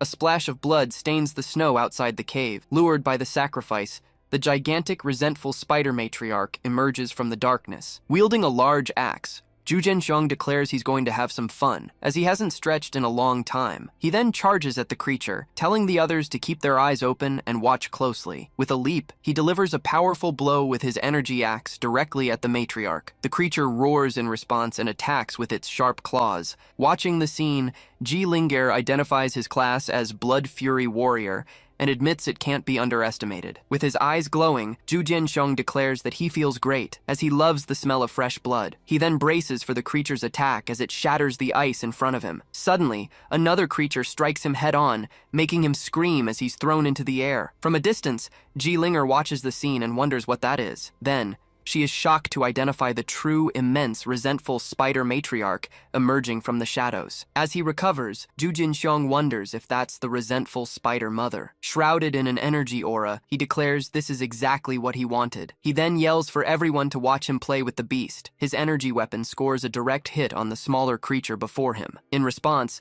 the true matriarch roars, unleashing a devastating sonic attack. The energy waves spread throughout the ice cave. Even as he's hit, he keeps advancing on the creature. The force of the aura pushes him back, but he holds his ground. With a smirk, he asks if that's all the creature can do. Right after, he leaps towards the monster and yells to cut it down. He then lands a precise blow on one of the matriarch's legs. The creature roars once more in response to the direct hit. From its mouth, the matriarch fires a powerful blast of ice. With that, Zhu Jianxiang is completely frozen in a solid block of ice. Desperate, Ji Linger screams Zhu Jianxiang's name. The spider matriarch advances with a loud crackle. With an intense aura, Zhu Jinxiang breaks free from the ice, exclaiming that now the fight is getting really exciting. In response, the giant creature roars and releases an overwhelming wave of energy. Immediately, his men shout for covering fire to suppress the monster. The flames hit the matriarch head-on, engulfing it in a fiery inferno. With a leap, Zhu Jianxiang charges through the flames, axe in hand. He then shouts the name of his skill, Frenzied Blood Decapitation, as he readies the final blow. His axe strikes the creature's head with a devastating impact. The matriarch then lets out a final roar of agony before collapsing. The force of the blow shatters his axe, and he is thrown backward. As he recovers,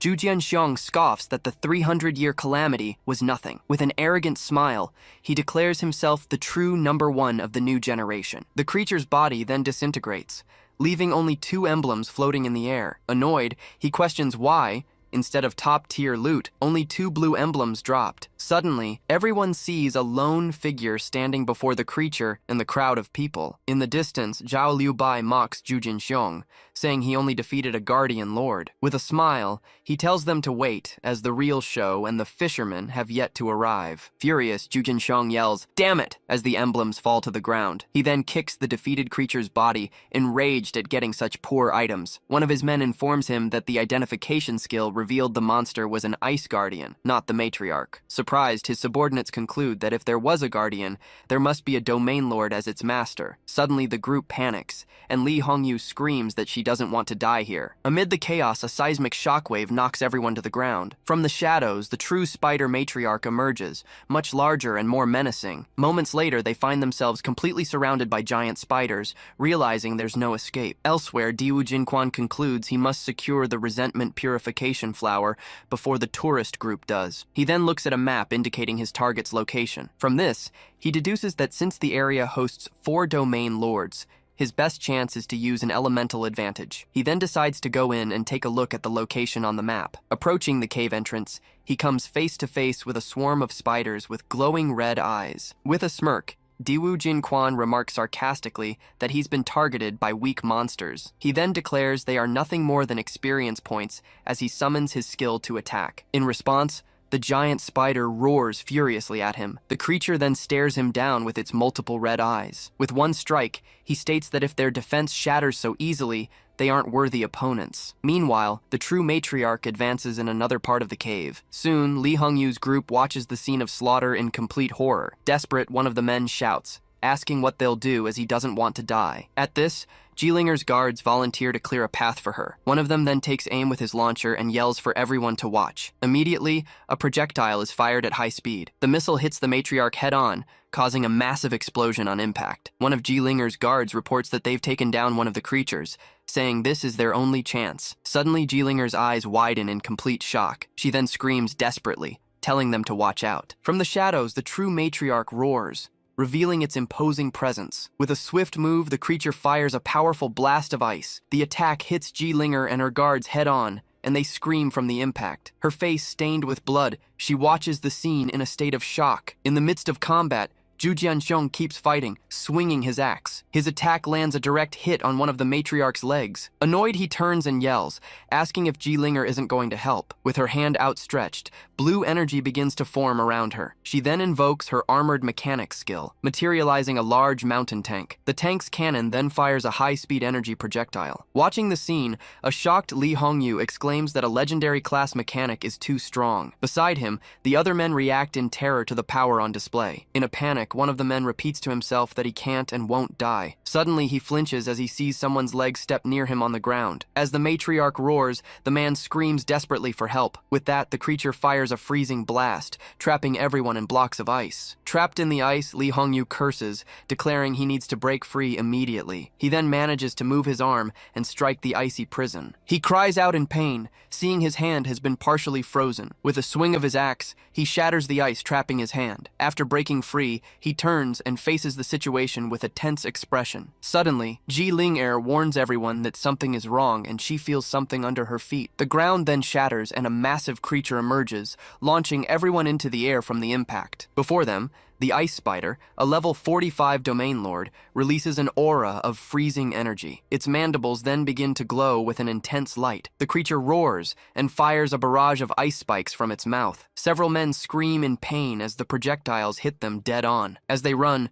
Zhu Jianxiong says the lord is strong and that he needs a moment to recover, but Jilinger insists they must press on. Suddenly, an explosion goes off in the distance, catching their attention. The smoke from the explosion then clears, revealing a newly opened passage. A man named Xia Yinzi appears, commenting it was a good thing he brought explosives, as that was the only unsealed spot. Seeing the opening, Zhu Jianxiong yells in relief that he's found a way out. Jilinger then turns, apologizes to young Master Zhu, and throws a grenade at him. Surprised, he turns to see what was thrown. The grenade then explodes on his body, and he screams from the force of the blast. He then falls to the ground, stunned by the explosion. Immediately, 2 ice projectiles fly toward him. The blades of ice hit him squarely, piercing his back. Fallen and wounded, he furiously screams at Jilinger that she will die a horrible death. The spider matriarch then moves in and delivers the final blow. With contempt, Jilinger states that she has despised him for a long time and that he got what he deserved. In the distance, her 2 guards watch the others flee. One of Jilinger's guards asks which of the 2 who escaped was the target, and the other replies that it was neither of them. With that, the 2 decide to split up to pursue the fugitives. Elsewhere, sharp ice stalactites cover the cave ceiling. In the middle of an attack,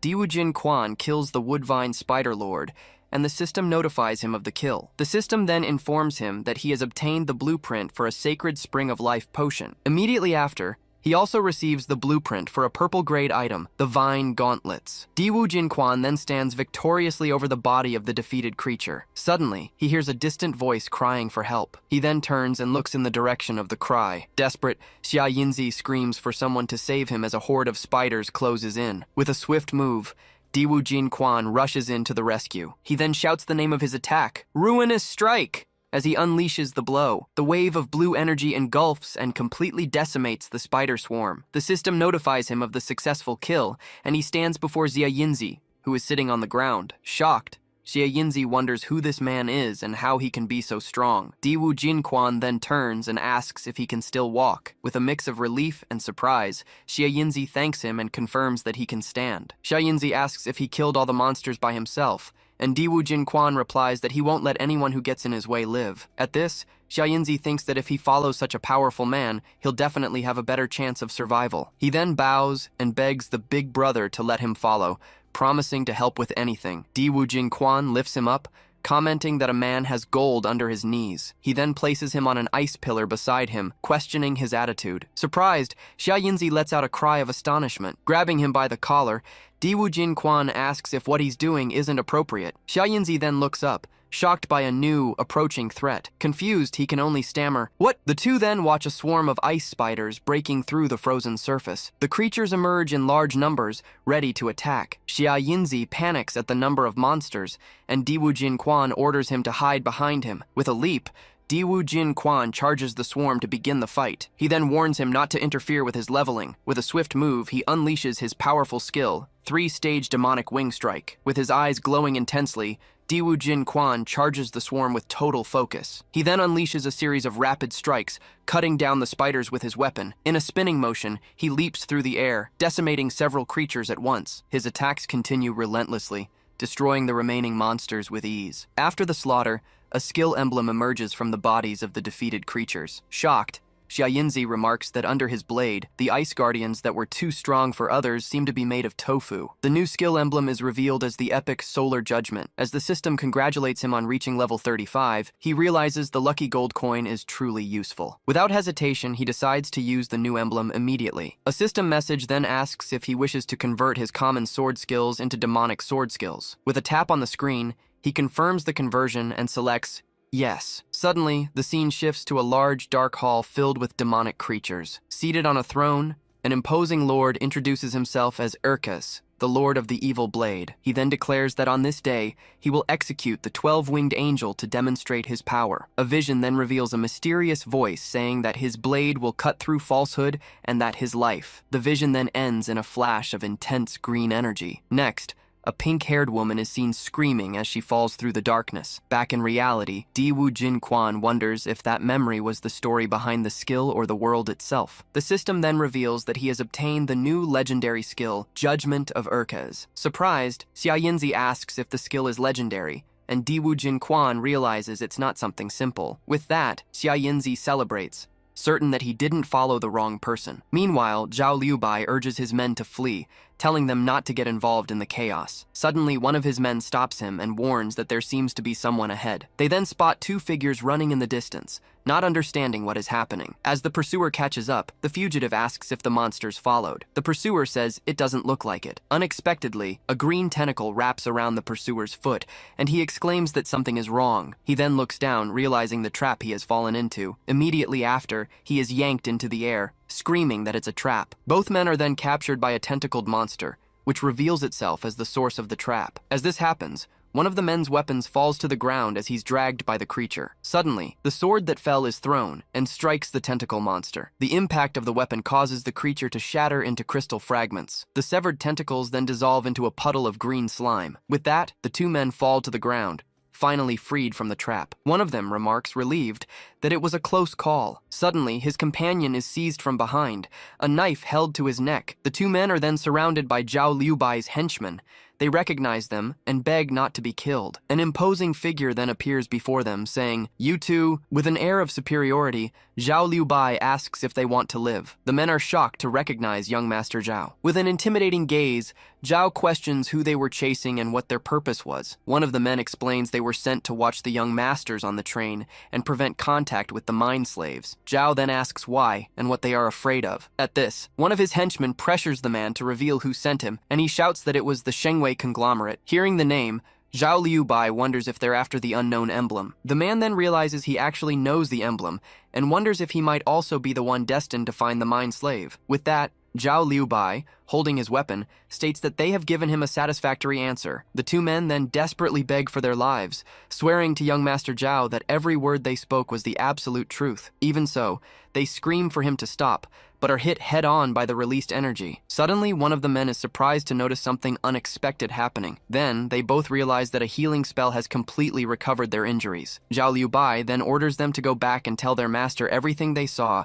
saying he can come find him if he has no other choice. Relieved, the men thank young Master Zhao profusely for showing mercy. His subordinate then questions him, stating that the men are now convinced he is the one meant to find the mind slave. Zhao Liubai replies that it doesn't matter, as they witnessed Jilinger cause a death, and will now spread the news, creating a conflict between the families. Meanwhile, Diwu Jin Quan and Xia Yinzi advance together, clearing a path through the monstrous creatures. With a powerful and decisive blow, the giant spider is eliminated from their path. Soon after, Xiaoyinzi asks where they are going, and Diwu Jin Quan replies that they are looking for the resentment spider matriarch. Scared, the boy questions why he would want to find such a terrifying creature. Diwu Jin Quan then declares that if he's scared, he can leave, as he doesn't need his help to continue. Xiaoyinzi then concludes that the area is too dangerous to cross alone, and that his only chance of survival is to stay by his side. With that, the boy quickly changes his tune, stating that it's an honor to follow him, and introducing himself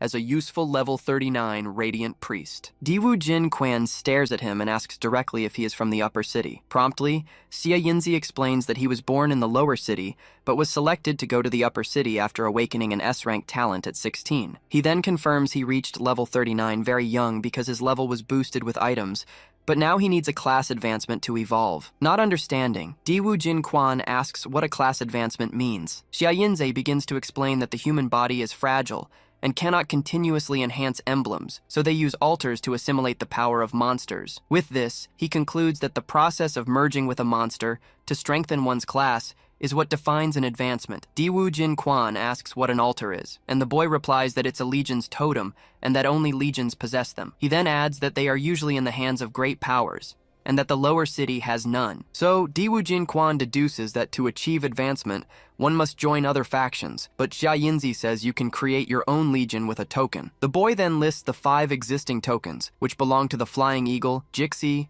Tianhe, Vanguard, and Shengwei factions. Diwu Jin Quan then asks if there isn't another way, and he reveals that by killing powerful monsters, there's a chance to obtain an item to gain their attributes. Impressed by his knowledge, he allows the boy to continue by his side, who thanks him immensely for the opportunity. Suddenly, the two turn in surprise as they notice multiple red glints emerging from the darkness of a nearby cave. Soon, the darkness of the cave is filled with countless approaching red dots. Diwu Jin Quan prepares for combat, noticing that more monsters are blocking their path again. Immediately, Xiaoyinzi yells for him to be careful and says he will provide light for the battle. The sphere of fire reveals a giant multi-eyed spider, a domain lord known as the Shadow Spider. Recognizing the creature, the boy backs away in fear, exclaiming that it's a domain lord. Diwu Jin Quan, however, remains calm and tells him not to be afraid, as they are just a few lord-level monsters. At this, Xiaoyinzi is shocked to realize that monsters of that level are treated as nothing by his companion. Without hesitation, Diwu Jin Quan advances towards the creatures with a confident smile. In an instant, he defeats the Shadow Spider with 90% efficiency. Right after the monster's death, a dark energy sphere materializes before him. Not recognizing the object, he wonders aloud what that thing could be. Xiaoyinzi then shouts excitedly that it's a shadow gem, an extremely rare and valuable spiritual item. Suddenly, the ground beneath them explodes, and a furious voice yells that it will devour the human. As the threat emerges, Diwu Jin Quan yells for his companion to be careful. In a swift move, he grabs Xiaoyinzi by the hood to pull him out of harm's way. With a quick motion, he throws Xiaoyinzi to a safe spot, away from the imminent danger. As he recovers on the ground, Diwu Jin Quan turns and asks what just happened. Then, he hears a strange noise and looks confused in the direction of the sound. Looking ahead, he spots the silhouette of a long-haired figure sitting in the distance, under a beam of light. The figure then reveals it's been a long time since she found a human that made her salivate so much. With a menacing look, she orders him to come closer and become her new meal. Then, she cackles as she reveals herself,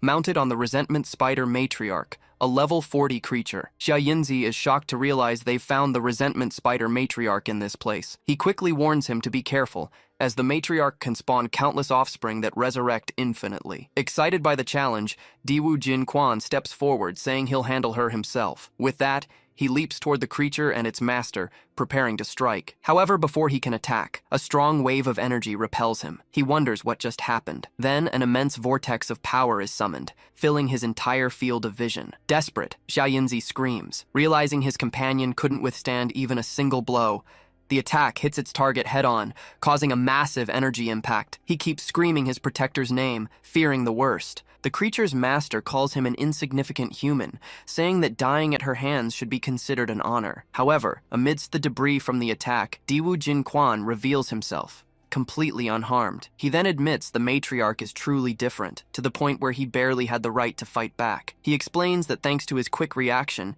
he managed to summon the abyssal statue just in time to protect himself. He adds that otherwise he would have become a frozen corpse in that instant. Immediately after, the creature's master is surprised by a counterattack of multiple energy beams. The creature's master comments in surprise on the impressive speed of the attack she just dodged. Right after, she's startled to see Diwu Jinquan's silhouette appearing above her for another attack. An intense flash of light illuminates the entire area at the exact moment the blow lands. Diwu Jinquan then states with a smile that the resentment spider matriarch was nothing special after all. However, a liquid form of the creature emerges from the water and asks if he really believes that. Suddenly, he's caught off guard as the watery ground beneath him begins to churn dangerously. Not understanding the situation, he wonders aloud what's happening. Xia Yinzi immediately shouts a warning, explaining that the matriarch can actively transform into water to evade attacks. Then, a giant hand made of water forms and rushes toward him to grab him. He concludes his warning by saying you have to catch her by surprise to defeat her. Diwu Jinquan finally understands the strategy,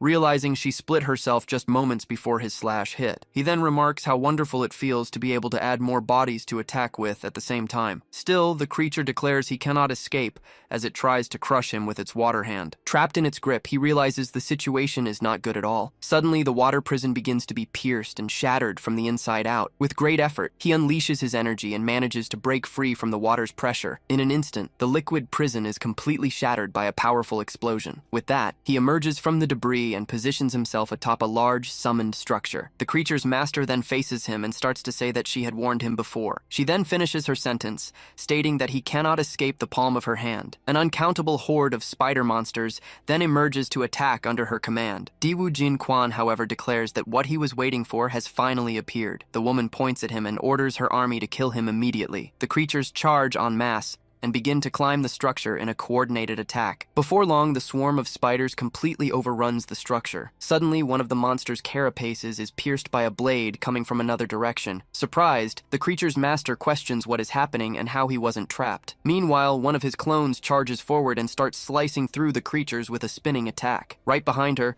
Diwu Jinquan asks if she really thought he had been captured. He then reveals that the weakness he showed earlier was just bait to lure out her true body. With the plan executed, he directly attacks the creature's master with a decisive and accurate blow. Surprised, the woman screams in despair that there's no escape, as it's too late for any reaction. With that, the attack hits her head-on, sealing the battle's fate with a fatal impact. Even as her body disintegrates, she refuses to believe it's possible. Then the contained energy explodes from within the spider matriarch, ending the confrontation. Xia Yinzi watches, impressed, exclaiming how he was able to manipulate the matriarch so easily. Soon, victory is confirmed with a message. The divine envoy has been defeated with 95% efficiency. As a reward, he receives the Soul of the Resentment Spider, a rank 4 legendary necklace. Diwu Jinquan then comments that he was very lucky to get a legendary rank emblem this time. Immediately after, another shining item appears floating in the air, catching his attention. The object reveals itself to be a rare, legendary quality Legion token. Diwu Jinquan is surprised to realize that a Legion token was also one of the items obtained. Completely shocked, Xia Yinzi exclaims that having a legendary emblem and a Legion token at the same time is just insane. As soon as the system congratulates him and asks if he wants to become the commander, he accepts the offer immediately. Soon after, a notification confirms he has become the commander, and he notices the item has fused with his body. Next, an information screen details all the benefits of having a legion, like teleportation, an altar, and skill sharing. He then analyzes the situation, concluding that the token works like a guild's, and that its bonuses will attract many professionals. Suddenly, another item explodes in a beam of light, revealing a new reward. Confused, he remembers hearing that the color red represents the highest level of all, the mythic class. The item then reveals itself as the Book of the Divine Envoy, which comes with a dimensional crystal. With that, he carefully observes the blue crystal now floating right before his eyes. The object projects a screen asking if he wishes to claim ownership of well number 1, leaving him confused by the offer. Even without understanding, he decides to test it and promptly selects the affirmative option. A message then congratulates him for obtaining maximum authority over all of well number 1. He then realizes the situation is insane, as he now feels he can expel everyone from the location with a single thought. His thoughts are interrupted when he's surprised by a bright red symbol forming in front of him. Looking at the symbol, he recognizes the familiar shape and wonders if it could be a clear resentment flower. The system then identifies the item as a spiritual resentment flower, which came with a divine resentment gem. With the items in hand, Diwu Jin Quan wonders how the flower he knew evolved to become a spiritual item. Xia Yinze promptly explains that the mother insect allowed the flower to evolve, making it much better than the original version. With that, he states that he now has 2 spiritual gems and, offering one to him, asks if there's a way to achieve a class advancement. Surprised by the offer, the boy asks if he's already at level 39, and he confirms he just reached it after the last battle. Xia Yinzi then explains that a priest's advancement requires binding a companion's blood, and that his current skill only allows for a single bond. Diwu Jin Quan deduces that this prevents him from advancing alone, but he clarifies that he can use an ally's blood at the altar to find an opportunity. Without hesitation, he offers his own blood to be used directly in the ritual. At this, Xia Yinzi profusely thanks his protector, unable to believe the great opportunity he's being given. Next, Diwu Jin Quan makes a small cut on his finger with his blade to start the process. Even before beginning, he closes his eyes and states that he can already feel what he needs to. Soon, a glowing seal forms in the air, and the system announces that the binding process is starting. Upon completion, a golden sphere of energy materializes in the palm of his hand. The energy then condenses and transforms into the shape of a small, glowing cube. Surprised by the energy marks on his neck, Diwu Jin Quan asks if the binding was successful. Xia Yinzi confirms and explains that he can now use the cube's energy to open the altar. Without wasting time, he places the cube on the ground to begin the process. With that, the ground begins to shake violently as something rises from the depths. Then, a large and imposing stone structure emerges completely from the ground. Once the dust settles, the two find themselves inside a huge hall. Looking around the immense structure, Diwu Jin Quan asks if this is the altar he had mentioned. Promptly, Xia Yinzi confirms and says he will try the ritual right now. With that, he approaches a wall and inserts the spiritual gem into a slot. As soon as the item is inserted, lines of energy begin to glow across the entire floor. Suddenly, a giant, frog-like creature appears in the center of the altar. The creature soon calms down, and a sign indicating the need for 500 crystal stones appears above it. Startled by the amount, they wonder if 500 spiritual crystals are really needed for the advancement. Xia Yinzi then says he doesn't have that many, and explains that while it's the currency of the upper city, the normal cost should only be 2 units. Diwu Jin Quan then states he doesn't have any either, and Xia Yinzi despairs, unable to lose this opportunity. Diwu Jin Quan then suggests that since there's a tour group in the area, they could find the young masters to get the spiritual crystals. With that, he concentrates and says he will scan the surroundings to locate them. He then focuses his perception on the area to find exactly where they are. Soon he confirms that he can sense the presence of 4 people nearby. Next, Diwu Jin Quan orders Xia Yinzi to put away the altar so they can go find them. Meanwhile, a man confronts Li Hongyu, asking if he intends to steal the spiritual gem from the creature's body. With an air of superiority, Li Hongyu challenges him,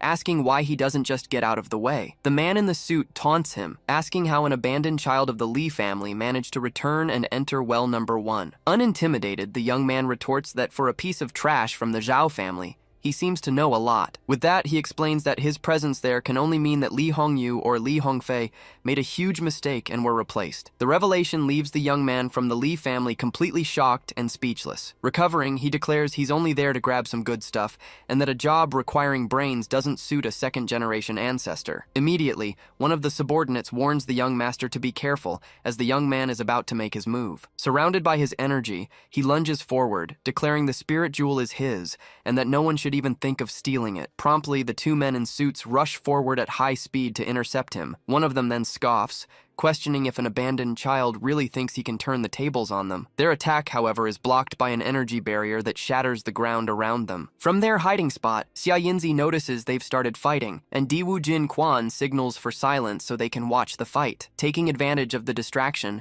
the young Li family member lunges to finally grab the spirit jewel on the ground. In his thoughts, he reveals that if he gets the item, he'll have a chance to advance to rank 4 and return to his family. Before he can reach it, The man in the suit launches a chain attack to stop him. The chain hits its target dead on, trapping the young man's hand and preventing him from grabbing the item. The man in the suit says he's sorry to disappoint him this time as he attacks with the chains. The young man screams in pain as he's struck squarely in the chest by the chains. With that, he falls to the ground, completely defeated, and with no chance to fight back. Next, the man in the suit declares that the spirit jewel is his and the other man can't have it. Watching the scene, Diwoo Jin Kwan wonders if the fallen man is a high-ranking priest. On the ground, the young man admits he misjudged him and that he'd been hiding his true strength all along. He then laments that his plan to advance in the Tomb of the Abyss Blade God ended this way. The man in the suit then questions if the Lee family would really use a rank 9 dimension to test a rank 4 class. He then reveals that he once stole a mysterious emblem and was sent there because the item might be in well number 1. The young man then warns him,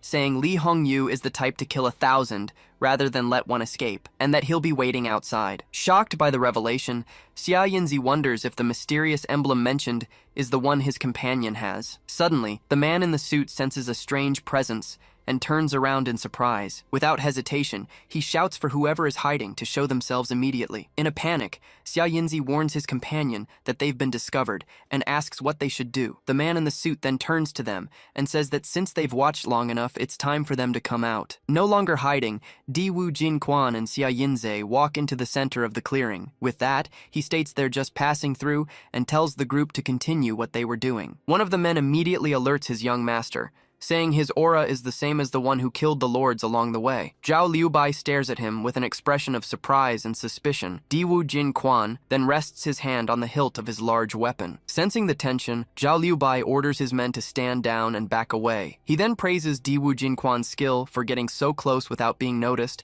and asks if he overheard their conversation. Diwoo Jin Kwan responds evasively, asking what would change whether he heard it or not. The man on the ground reveals that everyone who leaves well number 1 will be considered a suspect by Lee Hongyu. With the cards on the table, Zhao Liubai looks at him and asks if he'd be interested in cooperating. Suspicious, Diwoo Jin Kwan asks why he should trust his proposal. In response, Zhao Liubai steps on the fallen man and claims he knows where Jiran is. The mention of the name leaves Diwoo Jin Kwan visibly surprised and shaken. Suddenly, one of the men alerts his young master that something is approaching in large numbers. Immediately after, a swarm of monstrous spiders appears, rushing toward all of them. In shock, one of the men in suits asks what that approaching swarm is. It's soon revealed that the monsters were drawn by the smell of blood from the battle. With a swift move, Diwoo Jin Kwan dashes forward and eliminates an elite guard from the swarm with 100% efficiency. Zhao Liubai watches the scene, commenting on his terrifying cutting power and strange attacks. With that, he summons the power of his Ruin Blade to prepare a large-scale attack. He then executes the 9-stage demonic slash, which hits the entire battlefield. Completely astonished, the men in suits question how he killed the entire swarm with a single blow. After the attack, Diwoo Jin Kwan lands calmly on the ground amidst the destruction. Zhao Liubai then applauds the display of power, stating that it was absolutely marvelous. With that, he asks if they can now have a proper conversation about cooperation, offering help and information. Diwoo Jin Kwan presses him to know how many spirit crystals he has, and he guarantees he has enough for both of them, plus a generous fee. He then accepts the deal, but states that he has one additional condition. Pointing to Xia Yinzi, he demands that Zhao Liubai teach him 2 of his techniques, such as the mind web. Unable to believe it, Xia Yinzi emotionally thanks him for the incredible opportunity he's being given. Zhao Liubai comments that he's really not willing to take a loss and agrees, but warns that the technique isn't learned overnight. Then, he touches a glowing ring on his finger to summon something. With that, he materializes 500 spirit crystals, stating it's enough for both of them to advance. Xia Yinzi is then amazed by the spatial equipment, wondering if that's the financial power of a young master from the upper city. Satisfied with the deal, Diwoo Jin Kwan declares that they can now finally talk about Jiran. Zhao Liubai then reveals that Jiran is his friend and mentor, and that the fact he chose to help him means he's worth the investment. Next, he asks with a serious expression if Jiran happened to enter the abyss. Promptly, Diwoo Jin Kwan replies that he followed his own path and offers a chance to reach him. Zhao Liubai refuses, explaining that his real interest is knowing if he found a way to reverse class regression. Suddenly, the entire place begins to shake violently, catching everyone by surprise. One of the men then alerts his young master that the cave's energy field is changing drastically. Diwoo Jin Kwan realizes that the matriarch's death and the crystal's activation caused a chain reaction that is destabilizing the dimensional space. With that, one of the men warns that they need to leave immediately, as Lee Hongyu will surely be waiting for them at the exit. Diwu Jinquan, however, declares that the situation is perfect for testing the new power he has just acquired. Xia Yinzi then suggests they use the crystals to level up first,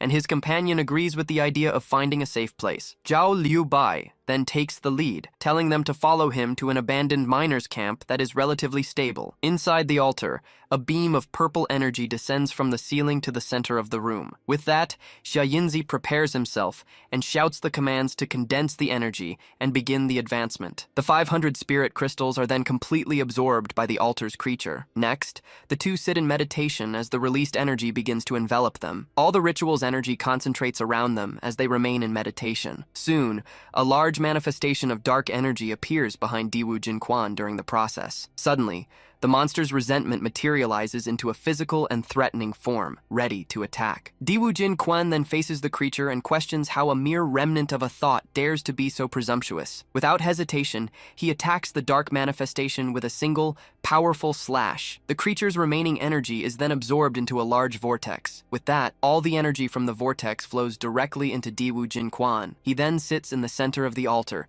completely absorbing the newly acquired power. Soon his status updates, revealing he has reached level 40 as a demonic swordsman. At the same time, a notification confirms that Xia Yinzi has successfully advanced to a rank 4 radiant priest. Suddenly, Zhao Liubai's group is surprised to feel a powerful wave of energy coming from inside the altar. With that, he realizes the fluctuation isn't from an ordinary rank 4, and that the man's potential is more terrifying than he imagined. After the evolution, Diwu Jinquan opens his eyes, which now glow with intense energy. Without hesitation, he tests his new strength with a powerful strike from his weapon. The attack hits the altar wall, demonstrating the immense power he has just acquired. Next, Xia Yinzi celebrates excitedly, shouting that he also managed to advance and that his healing effects have increased drastically. Zhao Liubai then congratulates them both on their success and says it's now time to find a certain person. He then adds that he's referring to the eldest young master of the Li family, who is waiting for them outside. Diwu Jinquan declares that they must go, as it wouldn't be polite to keep him waiting for too long. As soon as they arrive at the station,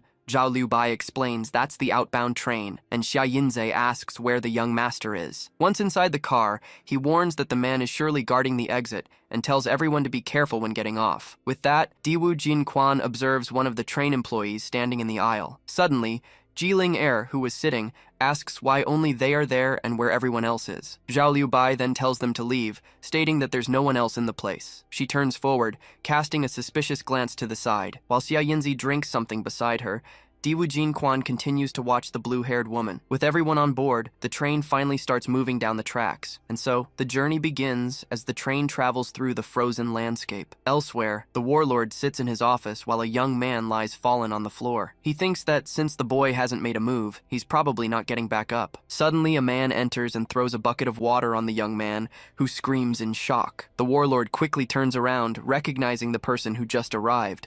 Completely surprised, he stands up and calls him Young Master Fang. Without any pleasantries, the newcomer demands the man hand over what he came for. The warlord plays dumb and asks what kind of thing he's referring to. At this, the man explains that he sent a mage to dig a well, and they ended up finding a mechanical workshop. He then claims that since the slaves weren't skilled enough, only the warlord could have taken what was inside. The older man denies it, saying he only went there for the flower and knows nothing about young Master Li's emblem. Annoyed, the young master throws a photo on the table that proves otherwise. With proof in hand, he orders the man to give him the emblem immediately. Suddenly, an old hooded man appears behind him, ready to attack with a dagger. The warlord shouts in surprise as he watches the scene unfold before his eyes. With that, he charges forward and begins to fight the several hooded men who emerge to attack him. The young woman on the floor watches the scene, completely shocked by what's happening. Amid the chaos, someone approaches the scene of the confrontation. The warlord then yells that they won't get anything from him and escapes by breaking through the wall. Right after, a large purple energy portal opens in the sky. The train is then pulled out of the portal, returning to the station. On the tracks, Li Hongyu and his subordinates await the train's arrival. One of his men informs him that the train is finally back. With that, Li Hongyu positions himself in front of the train to intercept it. The train stops abruptly as soon as it reaches the station, right in front of the group. From the doorway, Zhao Liubai peeks out to see what awaits them outside. As soon as they get off, Diwu Jinquan asks who young Master Li is waiting for. Annoyed, Li Hongyu questions how they got out, since the dimension hadn't been opened yet. Diwu Jin Quan then reveals that he has a way to freely enter and leave that place. Without further ado, Li Hongyu demands they hand over any and all spatial equipment they possess. Zhao Liubai then confronts him, telling young Master Li not to overestimate himself, as he is not worthy of stealing their things. Losing patience, Li Hongyu simply ignores the warning and orders his men to attack immediately. Diwu Jin Quan steps forward to intercept the attack, declaring that they are courting death. With a single move, he sends the men flying, neutralizing the initial threat. Annoyed by the interference, Li Hongyu questions how a slave from the lower city dares to be so arrogant in his presence. He then leaps and unleashes a powerful blow that shatters the stone ground around them. Even so, Diwu Jin Quan easily blocks the attack, stopping the debris flying in his direction. He then taunts him, asking if that's all the skill he has, as it wasn't even enough to warm him up. Furious, Li Hongyu threatens that he will not only kill him, but also everyone else in the city's prison. With that, he declares he will turn them all into mincemeat while conjuring a dark ability. To counter, Diwu Jin Quan leaps amidst multiple energy blades forming around him. Seeing the technique, he admits he underestimated his opponent's impressive casting speed. Soon, he is hit head-on by the attack and fails to avoid the direct impact. Zhao Liubai watches from a distance as Diwu Jin Quan's body is violently thrown by the force of the blow. Watching from afar, Zhao Liubai wonders if the opponent is still too powerful for him. With an air of victory, Li Hongyu declares that his adversary was overestimating himself. Suddenly, a giant manifestation of Diwu Jin Quan appears behind him, questioning if that was really the truth. Completely shocked and not understanding the situation, Li Hongyu retreats in surprise at what he sees. Without giving him time to react, Diwu Jin Quan lunges forward and delivers a fatal blow to his opponent. Even as he falls, Li Hongyu refuses to believe it's possible. With that, his lifeless body hits the ground, sealing the outcome of the battle. Diwu Jin Quan then reveals that his entire performance was just a distraction to deceive him. Impressed, Zhao Liubai remarks that he defeated young Master Li so quickly that he didn't even have time to act. The two then turn and prepare to leave the battle site. Soon after, Zhao Liubai gets a call from his seventh uncle, who summons him for a talk. Excited by the call, he readily accepts his relative's invitation. He then approaches and says he's taking them to meet someone, and Diwu Jin Quan asks who it is. With a smile, Zhao Liubai replies that they are going to meet 7th Master Zhao. Next, the group walks through the bustling streets of a city at night. Arriving in front of a large building, he loudly announces their arrival to his 7th uncle. From the doorway, a red-haired gunman watches the group approach. With that, he invites them in to sit, and Zhao Liubai readily agrees. The group then enters the place, greeted by the man who was waiting for them. Upon seeing Diwu Jin Quan, 7th Master Zhao is surprised and speechless. Even so, he invites the group into his living room. Inside, Zhao Liubai informs his uncle that Zhu Jinxiong died there. Surprised, the 7th uncle asks how he died, and his nephew explains it was a trap set by Ji Linger. Zhao Liubai then voices his concern about how to explain the death, but is reassured about the boss's plans. With that, the 7th uncle turns and changes the subject. He then asks Diwu Jin Quan how he got involved with his nephew. Zhao Liubai asks if he knows him, and the uncle reveals that he knew his father and thought the Diwu family had been wiped out. Completely shocked by this revelation, Diwu Jin Quan asks who his father was. The 7th uncle identifies him as the eldest son of Diwu Shinshu, and he confirms his name is Diwu Jin Quan. The older man then reveals that, according to his investigations, he was a trash body, and asks how he awakened. Diwu Jin Quan then replies that it was Jiran who helped him awaken his powers. Hearing the name, the 7th uncle understands the connection, saying that now everything makes sense. With that, Zhao Liubai asks his uncle to borrow 200,000 spirit crystals from his legion. The 7th uncle puts out his cigarette, thinking over his nephew's proposal. The 7th uncle then orders his men to bring what was requested. At his command, 2 men enter the room carrying 2 large boxes. He then explains he has a stockpile, offering the 2 boxes which contain spatial rings, each with 100,000 crystals. Xia Yinzi watches the scene, completely shocked by such generosity. Diwu Jin Quan then hands one of the boxes to Zhao Liubai as their agreed-upon reward, and says he needs to go to the guard post. The 7th uncle interrupts him, revealing that the post is gone, as the boy from the Fang family fought a warlord and was nearly killed. Concerned, he asks if the man happened to see a thin, ordinary-looking girl there. The 7th uncle replies that, by all accounts, she was taken by Fang Huai. Zhao Liubai asks if the girl is important to him, and upon learning she saved his life, he offers to get her back with a single phone call. Surprised by the offer, he replies that if it's possible, that would be great. Meanwhile, elsewhere, a young master is relaxing in a bathtub with a view of the city. A woman then approaches with the rescued girl, and informs the young master that the girl he brought has finally woken up. He then turns to the girl and asks if her brother gave her anything before he died. He then shows her a purple object and finishes his question, asking if it was something like this. Without answering, the blue-haired girl just closes her eyes and refuses to cooperate. Furious at her silence, the young master yells at her to watch what she says. The sudden shout startles her, making her fall to her knees. With tears in her eyes, the girl can only express her sorrow over the situation. Suddenly, the man receives a message on his phone, saying the exchange can be made. Surprised by the proposal, he stands up and asks about the sand heart flower. With that, he gets out of the bathtub and walks toward the frightened girl. Without a word, he grabs her by the jacket and lifts her up, telling her she's coming with him. Outside, two men in suits are waiting in front of a commercial building. The young master approaches with the girl and asks if they were sent by Zhao Liubai. One of the men confirms, saying the briefcase contains the flower and that they will take the girl. With that, the men hand over the briefcase and prepare to complete the exchange. Upon opening it, he confirms that inside is a rare and valuable sandheart flower. Relieved, he celebrates, saying that now Ayan won't have to die. One of the men then approaches the girl and explains that he was sent by a friend of hers named Jingquan. Surprised by the news, the girl wonders if he really got what he wanted. Back in the room, Zhao Liubai reassures him, saying she'll be back soon. Diwu Jinquan then faces him and asks how he could possibly repay him for all his help. Zhao Liubai explains that his class advancement requires learning 6 skills, and if he helps him, that will be payment enough. He then proposes that he accompany him to a secret realm called the Cursed Bone Cave to help him get equipment. Despite recognizing it's a dangerous mission, Diwu Jinquan agrees to the proposal. Soon, one of the men announces that the person he was waiting for has been brought. Emotional, the blue-haired girl cries out Jinquan's name, relieved to see him again. With a smile, he approaches and asks if he kept the promise he made to her. Overcome with emotion, the girl hugs him, thanking him for saving her and for everything he's done. He then tells her they don't have to go back to the city of the dead anymore, and that she just needs to stay by his side. He then reveals he has a special gift for her. Upon seeing the item, Zhao Liubai is stunned and asks if it's a legendary emblem. Diwu Jinquan then turns to the girl and gives her the emblem as a gift. As soon as she touches the item, a powerful wave of golden energy completely surrounds her. The emblem's energy expands in a massive burst of light that completely engulfs the girl. Surprised by the intensity of the energy, the others wonder if she has truly awakened her powers. Then, a system screen reveals her name is Lin Yin, and that she has awakened as a legendary class heavy artillery controller. With that, the girl finds herself surrounded by a digital interface that responds to her commands. Unable to believe what just happened, she wonders if she really managed to awaken a legendary class. Zhao Liubai then congratulates Lin Meng, telling her she's no longer a helpless little girl, and she thanks him. Diwu Jinquan states that since she has just awakened, he'll take her with them to the secret realm they're going to explore. Zhao Liubai agrees, admitting that her legendary rank makes her more than qualified for the mission. With that, Diwu Jinquan advises her to control her emotions, as her talent requires calm,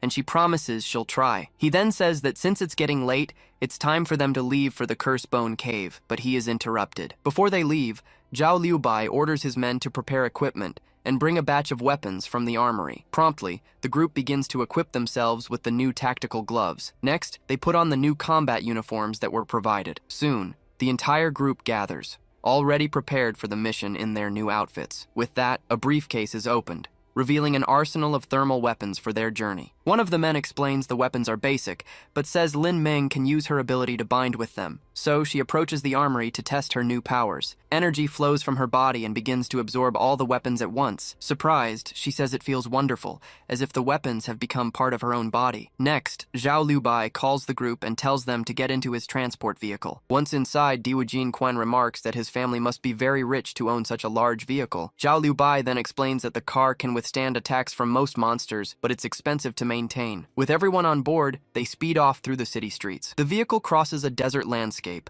leaving the city behind. They soon arrive at the Yellow Earth Peak area, on the edge of the desert. Looking at the map, they see the cave entrance is 30 kilometers away. One of the men explains the area is good for rookies, since the monsters aren't high level. Diwu Jinquan then orders Xia Yinzi to coordinate with Lin Meng, and he quickly agrees. Suddenly, the ground ahead of them begins to shake, kicking up the surrounding sand. Diwu Jinquan immediately turns and shouts a warning to the group, telling them something is approaching. A level 8 sand mist insect erupts from the ground, charging at the group. Lin Meng quickly takes position with her rifle, and Xia Yinzi yells that it's all up to her now. Diwu Jinquan instructs her to relax and aim for the joint on the creature's head, its weak spot. The crosshairs lock onto the weak spot, lining up the perfect shot. The shot hits the target dead on, causing its carapace to shatter on impact. The system then confirms she killed a higher-level insect with 100% efficiency. Diwoo-jin Kwan praises the shot and tells her to keep the rhythm, paying attention to her breathing. He then warns her about moving targets, telling her to predict their path and aim slightly ahead. Suddenly, Xia Yinzi realizes the monsters are retreating and yells that they're getting away, but Diwoo-jin Kwan stops them, sensing something is wrong. Then, a giant level 12 sand mist insect king erupts from the ground, roaring. Startled, Xia Yinzi screams for everyone to watch out, warning that a huge monster is coming. At the same time, another monstrous creature appears and fires a beam of energy from its mouth. Diwoo-jin Kwan shouts for everyone to dodge, and the group scatters to escape the attack. Immediately, he orders Lin Meng to use sniper mode and aim for the base of the creature's limbs, using her enhanced firepower. Lin Meng quickly accepts the order and readies herself for battle. She then summons the enhanced form of her sniper rifle and runs to find the best firing position. She activates her maximum firepower enhancement and gets ready to fire. The shot slams into one of the creature's legs, and it shrieks in pain. The monster staggers back from the impact as fluid begins to leak from its wounds. Without wasting a moment, Lin Meng fires a rapid and precise volley of shots. The projectiles hit the creature's other legs, immobilizing it completely. Diwoo-jin Kwan yells for her to keep firing as he charges forward. The system then confirms she has killed the Insect King, and she reaches level 5. Thrilled with the outcome, she celebrates, shouting that the strategy worked. Diwoo-jin Kwan congratulates her, telling her to remember this feeling of calm and precision. Xia Yinzi then says there's still time, and he can help her level up even more. They soon find another swarm of flying creatures in a forest. Lin Meng leaps through the trees, picking off the monsters with her rifle. A system notification confirms she has defeated the bloodthirsty insect, raising her to level 10 with 100% efficiency. Xia Yinzi congratulates her, and she celebrates, thrilled to have finally reached level 10. Meanwhile, from a cliff above, a group of men is secretly watching them. The structure they're standing on begins to lower, revealing itself to be an access bridge. The leader comments to his men that they're lucky to find rookies from the high city to ambush. He ignores a warning about their strength and orders his men to surround them, certain they have good loot.